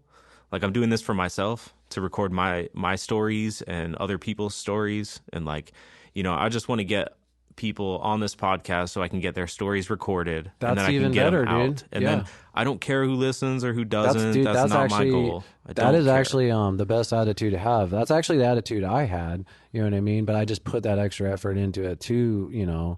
Because our worst enemy is just marketing and people not knowing about it. That'll be your worst Right. enemy too. It's just people not knowing about it. Is because unless you have like this fucking crazy marketing budget, it's either word of mouth or from your guests. You know what I Yeah. mean? And them telling people and stuff like that. But as long as that's a fucking perfect attitude to have, because most people they just want to get famous or they just want to they just want attention. So that's where those like feelings come in. So you're already fucking ahead of the game with that, dude. I love that. Oh, cool. Thanks. Yeah, I just like, I can tell like giving up is probably pretty easy. Like, especially if you're going for listens. Yeah. You're like, oh, no, man, totally. I posted this episode a month ago and still only 4 people listen to it. Like, I don't care. Like, don't listen to it. Yeah, but Whatever. sometimes it's like, like it's just like all the. It's the effort, like especially if you get into the video editing. Like it would take me like 3 or 4 hours to edit and all this shit, and then I put it up, and it's got like 4 views. Yeah, you want and some I'm sort like, of return. Fuck, that sucks. Yeah, you want some sort of return. Yeah, for I your did learn effort. shit Yeah. from this. Yeah, the podcast was fun. The editing sucked. You know what I mean? Uploading and all that sucked. Yeah. You just kind of like. It's just a good feeling, I guess, when you like other people are able to like appreciate it. I guess you know what I mean. Yeah, so, man. Making the effort minimal for myself by just having 2 mics, Yeah. an interface, a laptop, fuck yeah. and keeping the setup really simple, like that makes it easier for me to just blow off the lack of views. Like I don't care. Yeah. Like because it only took me 20 minutes to set this up and like an hour and a half to record and then 20 minutes to break down. Those 2 hours. And I might spend an hour on editing. So out of 3 hours per episode, I think that's pretty easy to do. That's good. Yeah. Like just do that every once in a while. I've been trying to do it weekly, but school got busy, kind of screwed that formula up. But I'm gonna try to get back into doing it at least once a week, like on the weekends, and then hopefully I can build up a nice set of episodes before I jump into any monetizing or anything like that. Yeah, you'll get there, and then as every episode you do is only going to get better. Yeah, I hope so. As far as the quality of the conversations. the first one was pretty bad. Oh, dude, I 7 used to get episodes fucking ago. lit. Like our first 40 episodes, dude, I get hammered, dude. And I'm like, Nice. it's embarrassing even watching, going back, all the dumb shit I say. And I mean, you could totally cancel me. I'm sure you could find something if you wanted Oh to. Like, yeah, yeah. there's all kinds of crazy That's wild shit another on there. reason I don't really give a shit about YouTube. I feel like if I say the wrong things, I'm gonna lose that So, episode anyways. okay. So you are completely right about that. YouTube, the strikes that they're giving out to people and how anal they are as far as like when you're uploading videos, I'm sure you know, is just they ask all those questions as far as like, what you're talking about. Is there, drug use? Is there Yeah, violence? So for example, the very last shot of our entire podcast, it's like 5 seconds. It's just a video of my dog, and I have a prop gun that I go up like this, and I go bang, and he falls over and plays dead, and yeah. it says an Obit One Studios production. Fucking YouTube started flagging that because it's a real gun for violence. So like there's like 20 videos that got demonetized. I'm like, what Nice. the fuck? So I redid it and just used my hand instead, and Yeah. apparently that's fine. So It's totally different. we're actually focusing on moving to Patreon. So Patreon, we have like people that pay monthly, you know what I mean, for just exclusive content that Right. you can't get anywhere else. That's And that's one where to thing go, because then it's just like they know what they're getting as far as like the way we talk. We're uncensored. We don't give a fuck. You know what I mean? So, and Patreon's not gonna, censor you like YouTube does. YouTube fucking sucks now, dude. As far as that shit, it is lame. Yeah, that's one thing I'm trying to stay away from, is having to like be worried about censoring what I'm saying. Like, I'm just trying to talk and have a conversation. Yeah, totally. And if I talk about drugs or talk about violence or talk about COVID or whatever, like then they're gonna like demonetize the video. Like that kind of, I don't know. dumb, That yeah. makes me not even want to try Yeah. like for YouTube, because it could be any little thing, and if I'm not careful, which I don't want to be, then they're gonna like take the income away. Yeah. And it's like, well, That's one of the reasons why Rogan moved to Spotify, even Yeah. though they tried doing the same bullshit to him. his Absolutely. employees, but he said after they moved, they monetized all of his videos again. yeah. They like brought them all back up to try to get him back. Oh, YouTube did? Yeah, Can they do that? monetized all of his Oh, I didn't videos know again. that. Yeah, Wow. they brought him back up. Like, Holy shit. yeah, he said that was Hey, pretty he's funny. making but them a big chunk it's of still money, a drop dude. in the bucket compared to what he's making now. But Yeah. Oh, yeah. it's pretty crazy. But yeah, that's kind of the format I'm going after, though. It's just that the Joe Rogan format. Yeah, that's the Just same super format simple. me too. I was trying to follow, even as far as like the gear and equipment we got. Like I use the same microphones that he uses, the same cameras, Nice, all that shit. nice. Yeah, the big- 7Bs. What's that? Yeah, Yeah, those are cool. the best, just podcast mic ever, dude. Just Yeah. it just, you don't have to do any mixing, any EQing or anything. It just picks up really good, strong quality. Talking. I guess I was gonna say vocals, but it's more just Dialogue. Dialogue. Yeah. But I mean, these mics are pretty good for me. I honestly just like them because they look cool. Honestly, it And, doesn't matter. You yeah, can just use a with- fucking 58 if you know what I mean. With dialogue, it's dialogue. I Yeah. mean, if you can make it clear and understandable, it doesn't matter what mic you use. Yeah, I started a podcast where I'll take my Zoom and I'll take a camera, like say we're doing it here, Yeah. and then just use a fucking 58, for it. So it doesn't sound bad. Do you just plug XLR into it? Yeah, just next all into like those, what is it called, a Zoom H6? Yeah, they And, have the different models. Yeah, and then I've got one. yeah, those are pretty dope. And I'll just like do like a mobile. I just started it like doing a mobile podcast just to get out of the house more. Yeah. Yeah, eventually I want to take this one mobile. I want to be able to like, travel over to Texas or something. If there's Yeah. somebody that wants to do a podcast, so just pack up my little ass duffel bag here and just throw it in my truck, drive off. Yeah, And that's like I what's don't awesome need about- much. Dude, you could do a podcast while you're driving. Have you ever Yeah. seen those what people do in their car and shit? Yeah, I don't know how the audio would be on that one, but I hate listening to annoying audio. I know, Like, I there's can't nothing do it. worse I'll than turn that. it off if I can't understand them. I'll just be not trying. it is. Like in like actually any video or film is just if the audio is jarring, it's unwatchable. Dude, there's this podcast my friend turned me on to a while back. It's called Who Are These Podcasts? And dude, they just pick podcasts like weekly and they just tear them apart. They just critique them like as hard as they can. And It's just pretty genius, it's actually. hilarious, dude. It's so Hope funny. we don't ever go on there. I can't wait to be on there. Like I want to be on there, dude. I want him to rip this podcast apart. It'd be great. Just submit to him. Just send him a fucking Yeah, anonymously. yeah. Hey, check out this No, asshole. as yourself. Be like, hey, can you please rip on me? Yeah, I could throw him There's a bone. some local filmmakers I know. They did a film called Pocket Man and Cargo Boy, part 1 and part 2. Yeah. And there's a YouTube channel called Good Bad or Bad Bad, and they just watch movies. And there's this like, is this a good bad movie or is this a bad bad? You know what I mean? Yeah, yeah. And they just completely tear apart this part 1 and part 2 is like, you know, bad bad. And the filmmakers send the movies to them to get ripped on, to the point where like now they actually paid the guys from the YouTube channel to come on as extras in the 3rd film. So the guys that ripped on the first 2 are now actually in the 3rd film. That's funny. They probably gave him a lot of publicity. Oh yeah, They probably threw a lot of audience their way. That's why they're in the 3rd movie. It is a pretty big channel. They're like, damn, you guys like showed us like gave us a lot of viewers. And like, there is like a come be in the market 3rd for movie? like shitty movies. You know what I mean? Yeah. I mean, there's the podcasts that go on that podcast, and because they were on Who Are These Podcasts, they now have like hundreds of Way viewers, more, yeah. like hundreds of more viewers, you know, because they were advertised as like, oh, this shitty podcast of the week or whatever. Yeah. You know? But there's some audio quality in some of those that are just like embarrassing. It's like they recorded it on like Oh god, like an imagine. iPod like headset or something. You know, some horrible microphone. Like, Oh, I could imagine. it's just like, Jesus Christ. It's Yeah. just so bad. Like, how do you publish this? How do you like? They obviously didn't listen back to it, or they just don't care. And like, oh, good enough. Yeah, some people just they give no fucks. Yeah, I don't know, man. I listened to stuff, and I don't know. Even before audio school, I was like, this sounds bad. Like, some of it's just Like garbage, podcasts or just but- just podcasts? Oh or- yeah, there's a lot of podcasts out there, and like not a lot of them know what they're doing as far as recording audio. Yeah, that's very important. Is Yeah, you know, you could have shitty video with good audio, but you can't have a good video with shitty audio.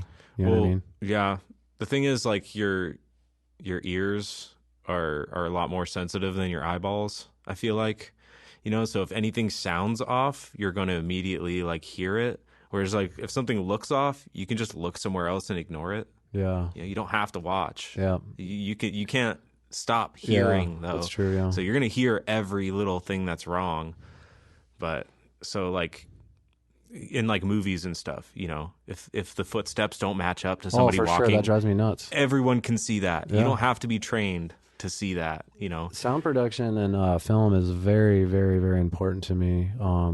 It's what makes it real. It's not just like recording the dialogue on set and mixing that, but like, you know, it's the score, it's the Foley. I actually was obsessed with Foley. Dude, I wanted the to do Foley's that. Important. I wanted to be that, like that nerd in a room with a bunch of weird objects and just like Dude, we making had sounds. we had a Foley course here. Oh yeah, I've Like, done we, that shit. We had they gave us a Mandalorian clip. Yeah, I like did that clip- with Iron Man. Yeah, The same thing. It's yeah. fun, isn't They it? like replaced all the sounds. Yep. It's pretty crazy. Yep. It is fun though. We had some people have to do a scene where they like voiced these alien creatures, and like we pitched it down really far Yep. and like made them all sound weird. Yeah, it's so Like, fun. It was pretty good. But yeah, like so the overall mix of the dialogue, the score, the Foley, I guess what else would there be? Usually like room tone. Yeah, They'll you gotta have, like, they'll just like after like you know before you move on to the next setup, once you shoot your scene, is the boom operator just fucking, all right guys, everyone shut the fuck up for like a minute and just records the room tone so you have something. yeah. You have to to have something underlay, to throw you know. back there. Because there's nothing worse when you watch something and then when it cuts from actor to actor and Too and the silent. audio's jarring, It's you know? too quiet Yeah, it's for like, what that the fuck? little spot. Yeah, You can almost hear the fade in. yeah, totally. Yeah, that shit's important. And you know, a lot of the way to do it nowadays is ADR, which you know the actors will come Oh, yeah. back in and re-record the It's like dialogue. 90% of most Most professional movies, productions. yeah, all the bigger It's productions, like are all like that. ADR. Yeah. Especially if it's with IMAX camera, because those cameras are so loud on set that everything wow, really? everything has to be redone. All Pretty crazy. the Why are they so sound- loud? Just like fans? I maybe they're just so big.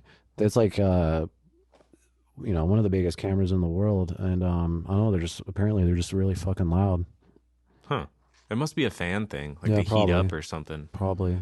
There's like a lot of processing goes into that, I'm sure. Yeah. Like what resolution do those shoot in?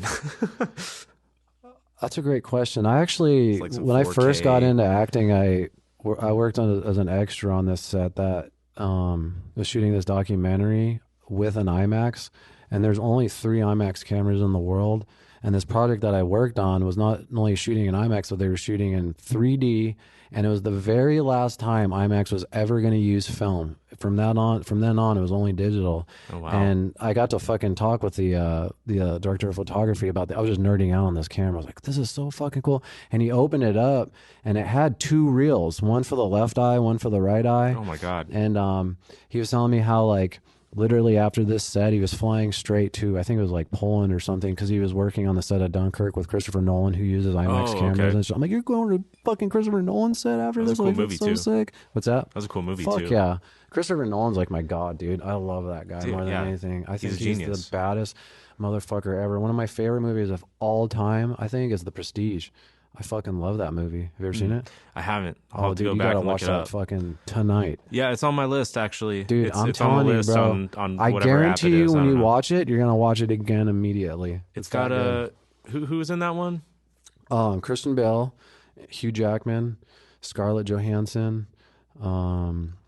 Those are like probably the bigger actors in it. A bunch of superheroes. But they put in like so this is the genius thing about Christopher Nolan Yeah. is he shoots Batman Begins, and then before Dark Knight he does Prestige, then he does The Dark Knight, then he does Inception, and then he does Dark Knight Rises. So in between all the Batman movies, he's just God fucking damn. pumping gems. Dude, he is so badass. I wonder if dude. that's why they were so different, like from movie to movie. What? Because he was doing a movie in between them. The Dark Knight series. Maybe, yeah. They were like so jarringly different. Oh, yeah, like for sure. the first to the second to the Well, third. the first of the second is because, like, the studio's taking a gamble at first, so they're only going to give him so much of a budget. And then Yeah, they're I like, guess holy that's shit, true. this blew up. Here you Yeah. go. You can do whatever you want now. Wow, you Christian know? Bale is Batman. Because that put him on the map. You know what I mean? Right. As far as Christopher Nolan, so that movie was so badass when it first came out. Yeah, dude. I didn't expect it. Like I was thinking Batman, like, you know, Mr. Freeze. Oh yeah, Arnold the fucking Schwarzenegger and, like- Joel Schumacher bullshit. Yeah, that was just to sell toys, dude. That's all Yeah. marketing to sell toys. Yeah, that whole I mean, movie. most of it is. That's what. Almost- That's exactly what it is. I feel like that's the only reason Dark Knight got so popular is because it wasn't marketed to kids. Like it wasn't. It's like- for us who grew up on Batman Yeah. as kids, and we're adults now, and it's like, all right, here's something for you guys. You know, See, I feel like if they did do it towards kids, though, they would have made more money, but it wouldn't have been such a It would've been legendary as- film. No, fuck no. Like, so You like, can't really do Batman the right way for kids. No. Like if you, because just the kind of character that He's he violent. is. Exactly. he beats You know the what I shit mean? out of people. So that's why they have Marvel, dude. Let Marvel be all for the kids and all that. You know. Yep, unfortunately, because Marvel is like really dark in the comics, I know. and the movies can't do it like that. I know. They're kind of like in this box now. Where like I like they how can't- Netflix had it for a while. Oh yeah, like Dude, the Punisher Daredevil and the Daredevil- Punisher, dude, those shows are nuts. Yeah. So I brutal. love some of the. They do like this one take on the Punisher, which is like one take all the way through this fight scene. It's one of the baddest shots ever. It just Oh, blows yeah. me away. Yeah, unfortunately though, like knowing what I know about post-production and sound, I can't ignore the fact that the Foley and all those Marvel films or those Marvel series on Netflix, like the Foley is pretty bad. Is it? It's just dramatic, like way dramatic. Yeah. Like, you know, he throws a stick across the room and it'll hit somebody and just go ding. It's just like, well, do you hit him with a frying pan? You know, See, like the thing is though, we're the only kind of people that notice that stuff I because know, we're in like, it. Like your because I'm average Joe, like listening. yeah, because like I pick up these things constantly, but then I'll be watching with my girlfriend. She's like, "Fuck, I didn't even notice that." You know, Yeah. whether it's audio or video or you know some type of continuity error. You know, Yeah, my girlfriend mentions that all the time. She's like, God damn it. Since you've been to school, like I can't unhear these things Yeah. anymore. Like I notice it all the time. that's how it is watching films with my girlfriend. She says the same thing. Yeah, She's- she'll point some stuff out in the sound like, wow, that sound was bad. And I'll just look over like, Good yes, job, it babe. was. Like, Yes, it fuck yeah, was. babe. Yeah. Like, you know a little more now. Yeah, like it's hard for me to enjoy television shows and movies because I just think about like how they shot it or like what it took. I'm just analyzing all this shit. And then now I find my girlfriend doing the same kinds of things. She's like, "You fucking ruin movies for me now because I'm always looking at the extras in the background, seeing what they're doing and shit like that." Movies fascinate me. Like the amount of effort and like all the different pieces that go into it. Oh my god, it's just so crazy. Because like I would watch, or I should say, it started in high school when I took a English course, and it was like advanced English or something, and the teacher destroyed us. She brought it like way past the college level and just totally wrecked my life. And I can't read books or see any sort of art or writing the same way ever again. Like I overanalyze it all the time now. Dude, it's crazy. Like I look for all like the reason for the plot, and the character names and like what they said. Like I'm always super analyzing it, and it's and then like good and bad. Sometimes you just feel like you could be the person that's out of tune with that and just watch it for what it is. You know what I mean? Yeah, it's hard to do that nowadays. Totally. Like I analyze too much. Then I took like a film course at GCC, like a community college, and man, like that made it worse. Now I'm looking at like film aspects and like the visual. So I'm looking at the writing and the visual. Yeah. And now I just went to sound school. Like I'm in sound school. So now I'm looking at all three different things. And it's like I might as well just be in film, like at some point. Yeah. But like just it's fascinating though, seeing all those parts fit together and like how real can you make it? There's so many fucking moving parts on that shit. It's unreal. Like it blows my mind too that like that many people came together to make one cohesive piece of art, Yeah, and like looking back now, like movies I thought were badass when I was younger, like The Matrix and stuff. Like how the hell did they do The Matrix? Like even looking at the behind the scenes for The Matrix, that was revolutionary. Looking at all the equipment they used, like those hundreds of cameras to get those. It's not even that angles. How they did it; it's how they thought of to even do that. I know, like in the pre-production, like that blows my mind. Like they were so fucking far ahead of their time thinking of that shit. You know? Someone's like, I got an idea. Like let's put 100 or 200 cameras in a circle, and they'll all take a picture for each frame. So what I'm wondering is. Did the Wachowskis, did they have that shot in their head already? They're like, okay, this is what happens, and then they had the storyboards, and then they found the team to make that a reality. Like that's the only way I can think of it. That sounds likely. And then like they got some badass motherfucking camera guys and programmers and all that bullshit, and they figured it out. And then while they're doing it, they're like, holy shit, this is badass. Did they have like a camera for each frame? And they just did a frame by frame. Yeah, isn't it like you said? It's like it's a bunch in a circle, and then he bends over like that. And that's how and then that revolutionized movies, music videos. Like every music video does that now, where the camera goes around the person like that and shit. And so, but that was literally the first time that happened. It seems more likely that they had an idea of the shot rather than an engineer coming up and saying like, "Hey, we can do this cool thing." Yeah, or they had the shot, and then like maybe the engineers were coming up with something like that. And they're like, "Holy shit! Like we found these motherfuckers are kind of doing this." And I wonder if they tried it a different way and failed first. Probably. If they tried to put a camera on a rail and tried to move it on a gimbal or something, and it just doesn't look right. They're like, no, we need it. That kind of makes me want to search that test footage now. It's probably out there. We need it more weird. Yeah. Yeah, it was such a cool shot. Yeah, there's a lot of movies that do some crazy shit. It blew me away when I realized that 300 was filmed entirely on a green screen. Yeah. I was like, wait, they weren't actually outside? Like they did some revolutionary shit on that too. Yeah, they CGI'd all the muscles on the people. Yeah. Like there's a running shot that they do where they actually like say everyone's just running down this way, they have a camera on a dolly following, but it's 3 different cameras filming at the same time. So I don't know if you know that one shot when it like goes in and then out and then back in and out again. Like that had never been done, and so that was like a revolutionary thing right from that movie too. And everyone starts doing that shit now. Yeah, so it's pretty crazy.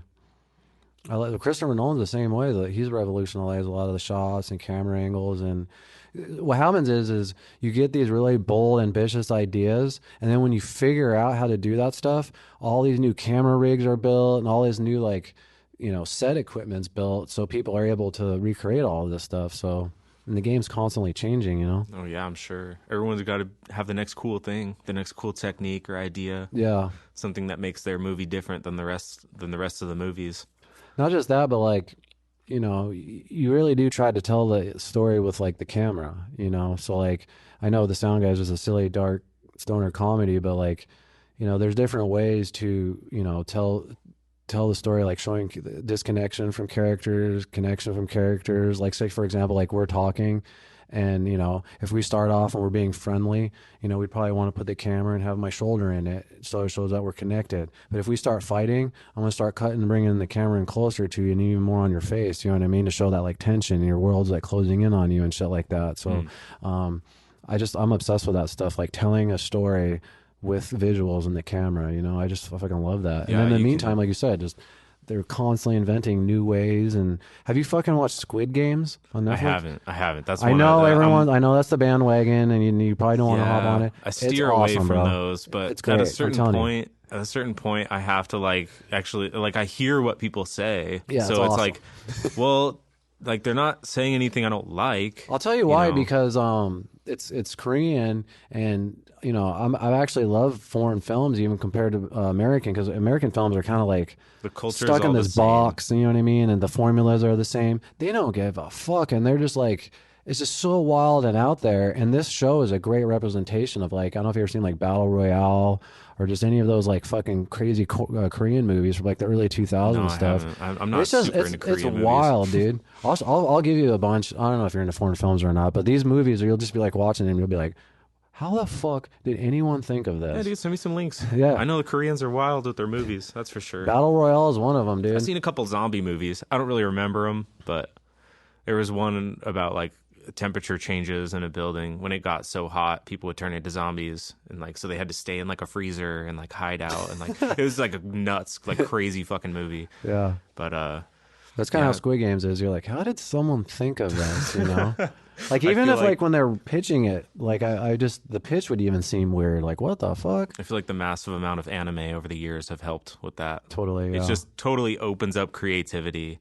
They're like totally, so yeah, embracing of like comics and like anime, that kind of culture, and yeah. like They are, yeah, manga, that writers can sketch out any story they want and it gets printed in black and white with like line work. They yep. don't need colors, they don't need shades, like so you have like fucking millions and millions of these stories, That, and you know it's all like crazy out there. So I can't imagine like people looking for movie ideas.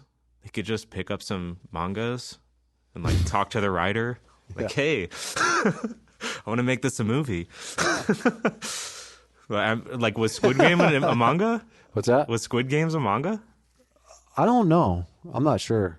or was it just straight to film? No, I think it was just the guy.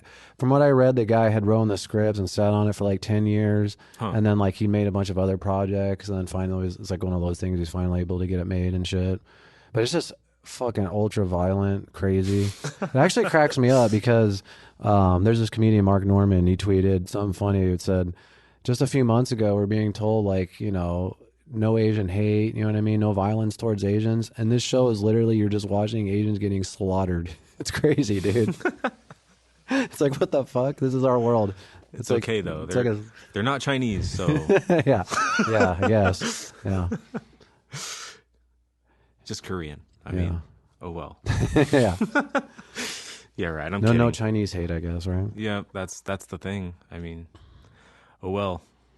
But these like those kinds of movies, like I can't imagine where they like where the culture kind of takes a turn, you know? Because like you see all the American movies and it's all like very like you said, it all fits into a formula and it's all like American culture pretty much. Hmm. Like how is Korean culture affecting these movies? You know, like what is it about it that makes their movie so crazy? Like I think it's like the manga and stuff, but No, you're like what probably right. Yeah, like I wonder because that's if like, it's like the school or like the social settings and like I wonder. Like I've never been there, so I don't know. and It'd be it's weird interesting to too figure out. because the United States is like the hub for like entertainment and movies, so they are inspired and watch our stuff, but they do have that certain like other influence. Probably it probably is the manga that you're talking about. Just the inspires them to just write that crazy, wild, mostly violent shit. You I feel know? like they're like more free to be creative. Like people shut down less. You know, in America, if you try to like post something ultra violent and like out there like that, like it's not going to pick up much traction. That's a major point because their production companies are probably more open to those ideas. We're out here, like Warner Brothers will fucking take your movie, and if they don't like it, completely take it from the director and re-edit it and make it a completely different movie. Oh, A yeah. great example of that is the original Suicide Squad from David Ayer. Oh yeah. That guy fucking put his heart and fucking soul into this movie for about 2.5, 3 years. And then because I think it was like Justice League or one of those movies bombed, they wanted to give it a lighter tone. So they re-fucking edited that entire movie, made Will Smith the main character, which he was never supposed to be. So they put him in the beginning. They added all this crazy like rock music, and they completely took it out of his hands. You know what I mean? I couldn't imagine that as like an artist. You know what I mean? You put your heart and soul into something, and then they completely redo it. They're actually trying to, there's a hashtag, release the Ayer cut, because there's like 16 more minutes of the Joker. I mean, that movie was complete dog shit, you know? But I still want to see the director's vision of that. Yeah, it's kind of disgusting how often that happens. Constantly. I see stories like that all the time. Constantly. Like Everyone's constantly fighting with the studio, you know, or like making some type of compromise just to get your vision, you know? Yeah. Just let the fucking guy make it however he wants. That actually happened with Avatar: The Last Airbender. The M. Night one, or? No, they were going Are to you make talking about the another. cartoon? Netflix was going to make another live action series that kind of like follows. I don't know if it was going to be a sequel or like a parallel or just straight up rewriting it. But they were going to have the original writers of the show from Nickelodeon come onto Netflix and write a live action, and they ended up quitting. They quit and developed their own studio because of all of that, because of all the Politics, like, conflict they had with creativity. They said that they were like changing the ages of the characters. They're having romantic interests that were never there in the cartoon. There's a lot of agendas also. Yeah. Like that's other thing about like Squid Games, these are Korean movies and shows, is that they don't have an agenda that they're trying to push on you as far as like some type of like. They're not going to get blacklisted for killing off Asians. Like But there's also not going to like, you know, they're not going to like, I hate to say this, but they're not going to like just push a gay character on you just for the sake of having a gay character. You know what I mean? Like that happens a lot. Like they just, absolutely. in America, like every TV show. Yeah, they just do it, just have it. And even like gay people that I know are like, this is bullshit. They're just selling it like they're using it as like a marketing ploy to wash the shit. And so a lot of those the Korean, those foreign films, they don't abide to that shit, you know. And nowadays, it's not even just a gay character. There's always a gay couple now. Couple, yeah. It's always a gay with couple kids. now. Yeah. Always. Yeah. Yeah. It's just There's agendas, man. I mean, it's all about money, really. If you have enough people mad at you, they're not going to give you money, and like that's what all these like places are worried about. That's what I'm trying to do with the sound guy, man, is just like make something true that's like, because we don't have a studio backing right now, so like we're just making some stuff that we think is fucking hilarious. A lot of people are probably going to be offended by it, you know what I mean? Because it's like some of that old school humor and stuff like that. But I feel like comedy, I feel like there's no good like real comedy movies lately. Like there's been like back in like the super bad days, or when like Old School was coming out, or just like all those just dumb, stupid fucking Clerks or any of those. Like when of like what was like last good like comedy? There's some good comedy shows, you know, like the Danny McBride shit. Like I love the stuff he does, like Righteous Gemstones and fucking Vice Principals and Eastbound and Down's classic. Oh my God. Yeah, like I love that guy. That's a huge inspiration on the sound guy for sure. But I want to try to bring that kind of humor back. I feel like everyone's just so goddamn offended by everything nowadays, you know, and comedy's dying. It is. I'm on the fucking stand-up side, man. I'm obsessed with stand-up comedy. I love watching stand-ups, and they're on the front lines of this right now, dude. Great example is Dave Chappelle. They're next. I don't know, man. Netflix finally doubled down, man. There was all those people that were going to walk out on Netflix because of the... Yeah, and they said, go ahead. And Netflix was like, fuck you. Like, they're working another deal with Dave Chappelle right now. They should. They paid him $24 million for that last one. Do you think there is money in anti-censorship right now? Like, there's so many people who want no censorship on their There's more entertainment. people that don't want that. It's just a very small group of dumb motherfuckers, but because of the internet, they have this very loud voice, and Yep. it seems like there's a lot. There's not really that many people. Right. It's I don't know anybody who is angry at Dave Chappelle. No, me I don't neither. know a single I don't know one person. person. And if you I don't know. if you're offended by that, you need to go find a fucking cliff and just jump off of it. Yeah, 'Cause you need to go that- back and watch some Dave Chappelle show. Like, that shit was offensive, and it was still hilarious. Oh yeah, it's great. yeah, I that know. shit was way more Shit was offensive. classic. Can you still find that? Did they No, I delete think that they- from the internet? No, I think it's on Netflix. Is it on Netflix? I think the Chappelle show? I think they put the Chappelle show on there, and he actually had made a comment about how like he should get way more money or something for it. They took it down and then they paid him and they put it back up, from my understanding. There was some like story about this like just within like the last year, but I think it is on Netflix right now. Yeah, I know he had some problems with it. I don't know the details though, but yeah, didn't they try to like do a couple seasons without him?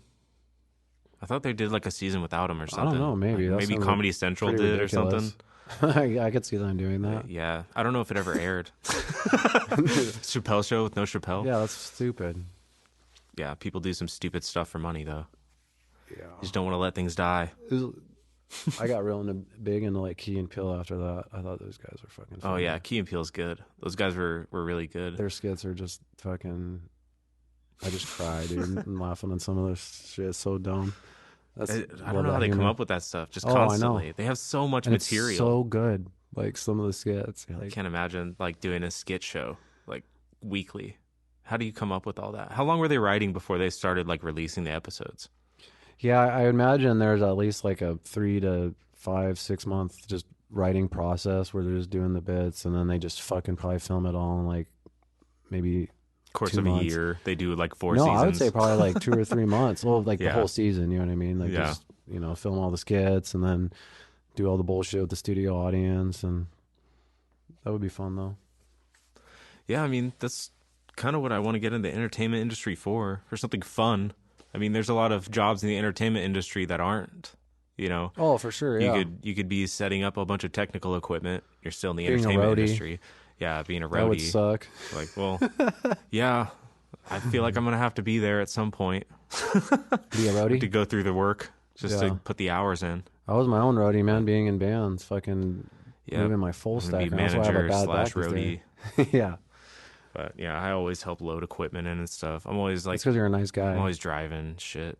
But we went out to Texas once, and like I had to like borrow my dad's truck, and we fucking rented a 12-foot trailer. It was Argonaut and Condemned Till Dawn, so it was 2 bands. We had 2 trucks and 1 big ass trailer, and I was like driving the trailer, me and Dan, all the way to Texas, like all the way back, and we were supposed to hit New Mexico on the way back. And that turned into a really bad shit show. Like the venue was not what we thought it was going to be. She said, "Fuck it." They couldn't fit a whole band on the stage they pointed at. We were just like, we're not. That's the playing worst here. when you get there and the stage is small. Yeah, and we were a state away, so we were really, really pissed off. And like, we were just going to go back to the hotel room and play video games until the morning, and then leave. And, like, just fuck the show. Yeah. Like, fuck you guys. You guys didn't tell us what we were getting in. They booked a rap show on the same day. So the bigger stage that could have fit us, they had a rap, like rappers setting up equipment ready to play. And like, you guys realize if we start playing, they won't be able to hear themselves. Like, we are going to blow them out of the building. Like, can't do this. We're leaving. Like, That sounds extremely nerve wracking. Oh, and then Planning this tour and then like not knowing really what you're getting into. At each venue, yeah, we learned a few things. Yeah. We learned a lot about the pre-work for planning out Pre-production, your tour and everything. Like, we didn't even look at it from Google Street View or anything. We should have. That would have. Yeah, you that saw would all have the said it right crackheads on the there. Google View. If and we you went were- on Google View and looked at this place, we would have known right then. Like, we're Yeah. not going there. You were just hoping But, it was going to be yep, good. we were hoping because it was out of state, something new. But yeah, there was like tweakers lining up outside the venue for this rap show, Oh, and we had jeez. our trailer full of all of our equipment right in front of everybody. Yeah. And then we went to Walgreens, took the other car to Walgreens, and the cashier came running from outside. She's like, "You guys need any help?" I was just looking for that dude who's breaking into cars. You know, you guys need anything? We're like, nope, we're good. We just walked out and That's guys, we got to drive. That's the other stressful thing is worrying about your equipment, you know, because that's just not cheap. Yeah, I was pretty convinced that somebody was going to follow us back to the hotel and cut the trailer open. Yeah. So we left that night. We're like, I don't care how tired we are. We're going to get some bangs and drive back to Arizona now. Like, fuck that. We're not staying here. Yeah, you would have definitely probably got jacked, dude. That would have been a horrible, horrible nightmare for a show we didn't even play. There's nothing worse than getting your music gear stolen.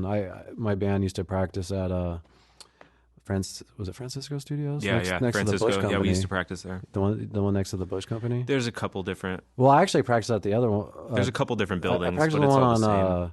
Palm Lane in the 17. That one's super ghetto. That's the one that our band had for a while. I saw the wildest, craziest shit I've ever seen in my life there, dude. I spent back to that my massage whole high parlor. school. Yeah, I spent my whole high school days there, dude, fucking partying and practicing. And anyway, and then there's the one by the Bush Company. But one day we went to practice, and you know, there's those blue hallways and shit, and there's that fucking soda machine there. We just see my buddy's bass cab just like right next to it. I'm like, is that your cab? Like, what the fuck? We look down the hall and there's like little pieces of our shit, you know, like leading all the way until our door, and our door had just been pushed in, you know what I mean? Like, what you could tell was like hit with like a sledgehammer or something. Jesus. And like all the shit that was on the ground, like they probably got startled and just couldn't pick up. And they fucking grabbed like all our drummer's cymbals. And those are really expensive, you know what I mean? Yeah. I got my like rack gear, so I'd have like a guitar rack with like my, you know, effects processor, like my EQ, my like lights, you know, like all that shit. rack. That was like fucking maybe $8,000 just right there, you know, and my other buddy's rack. And the long story short, this is the craziest shit ever. My old boss, my old telemarketing boss calls me. He's like, "Hey man, I know this guy has all this equipment for sale. Do you want to check it out? It's really cheap." I'm like, "You got to be kidding me." I was like, "You know, we just got our shit." He's like, "What?" He's like, "Well, let's go over there and just see if it's your shit." So we go over there, me and my other guitar player. I waited in the car while my other guitar player and they went in there, and they just act like they were buying it. And sure as shit, it was all of our stuff. I mean, we got like stickers of bands like on our rack gear that like no one would ever know about. So he comes back, he's like, "Dude, that's our fucking shit." And this is like some fucking tweaker in fucking Maryville. Oh God. And so we leave and we kind of like think of a plan and shit. And literally for like the next 6 weeks, dude, I like tortured this motherfucker. Like I would leave notes at his door and he would give us like pieces here and there, but he claimed that the Hells Angels stole our shit and that he was getting it from the Hells Angels and all this shit. Oh, I'm yeah. Like, what the fuck or whatever. They don't give a shit about that stuff. Yeah. I was like, what the fuck? So we got about 70% of our shit back. We end up like meeting him in like the parking lot of a Safeway, and he was going to drop off the rest of our gear while we picked it up. But like, he thought like he was going to get jacked, and we thought we were going to get jacked. So like my guitar player, his little brother was like in a little gang wannabe. So they had their gang friends like with guns driving around. It was like a movie, like doing this like trade off of all of our equipment in this parking lot and shit. But this guy would come out of his house and go, "Hey man, you can't keep coming over here and fucking with me. You know, man, I got kids in there." He's just tweaking out of his fucking balls and shit. And it just drove me nuts because the band that we shared a studio with, I'm not going to mention their names, but they were supposed to be these bad, tough motherfuckers. They were like big guys, you know what I mean? They act like they were the toughest dudes ever. Mm-hmm. Biggest pussies in the entire world when it comes to finding out who stole our shit. I told them, like, yeah, it's at this house. They didn't do anything about it because their parents own a fucking car dealership in the valley. And so they just got all brand new gear and didn't care. And I'm like, what the fuck? I mean, you guys are the biggest pussies I've ever seen in my life. In the meantime, me, the skinny little dude and my guitar player, you know, going over acting like we're all tough and shit, even though we're not. It's just because I was so mad that the fucking thief, dude. I cried when that happened, dude. You know what I mean? Like, you go on there and you see all your shit gone. Like, that was like going back to what I was talking about earlier. I started with a practice amp, you know what I mean? And then I would birthday money or like my telemarketing job, whatever, and then buy a new amp, get a bigger one, then it gets bigger and a better guitar and more effects pedals. That's like this years. Motherfucker comes in there and just takes it. Fuck you, dude. That sucks, man. It's like years of investment. Exactly. But ever since then, now they have locks on there. Like, this was before the Oh, so it was just like a single deadbolt or something? It was just like the deadbolts that go into the frame. So Yeah. all you had to do was just fucking sledge that hammer, and it would just push right through into the frame. Oh, now wow. they have like locks on the outside of the door. Yeah, and, like, there's more I think there than might one even be lock. cameras. Yeah, there's a couple cameras. Yeah, Who they knows have that they any of that work, shit. but they have them. Yeah, it was so fucking so ghetto down there. We were practicing down there, but anyway. Yeah, it's still pretty ghetto. Yeah, That area is never going to the one change. on Palm Lane was wild, dude. Yeah, that's pretty nuts. Man, there's like that massage parlor, and then there's like warehouses around. It's like an industrial area, but I'm pretty sure people live in those industrial yards. For sure. Like there's like beat up ass We saved a campers and guy's RVs life everywhere. once, man. We were all getting high outside in the parking lot before getting ready to leave, and this guy this Indian guy just walks up with his thumb like this, and just blood's gushing out, and this lady's just like, help, help, and he's just like going like this. And there's a payphone there. It's like before we had even had cell phones, we all had pagers and shit. My friend calls fucking 911, and he comes to find out he got just like right around the corner from where we're at. He just got shanked with a box cutter, Jesus. right in the neck, and literally the blood and the like plasma was coming out, and he was dying in front of our eyes, dude. Like he was fucking. That's nuts. Like standing up, and then before you know, he's on the ground. He's like closing his eyes. Just in time, the fire department came, dude, and took him away. I don't even know if he fucking survived or not and shit. This is like one of about 1,000 stories I could tell you like this being on that Palm Lane, dude. That area is bad. Yeah, It's and I was so like bad. 16. Oh my god. Like my parents had no idea. Like when I'd say I was going to band practice, they didn't know I was like in the most ghetto area of town and shit too. This was like when I was in high school, dude. Yeah, you pretty lawless over there. Yeah. That's fucked up. Yeah. So anyway, Well, man, I think we had a good conversation. yeah, dude. definitely, dude. Hope I didn't talk your ear off there. Oh no, You're it's going great. there for a I little love bit, it. so. All the stories in the world. All right, Just cool, sweet. bring them on, man. Oh yeah, I appreciate you having me on, man. Yeah. Well, I hope everything goes smoothly with your production. I hope it kicks off, and I want to see that shit on Netflix. Fuck yeah, dude. I appreciate that, dude. All right, man. All right, thanks for having me on, dude. Talk to you later.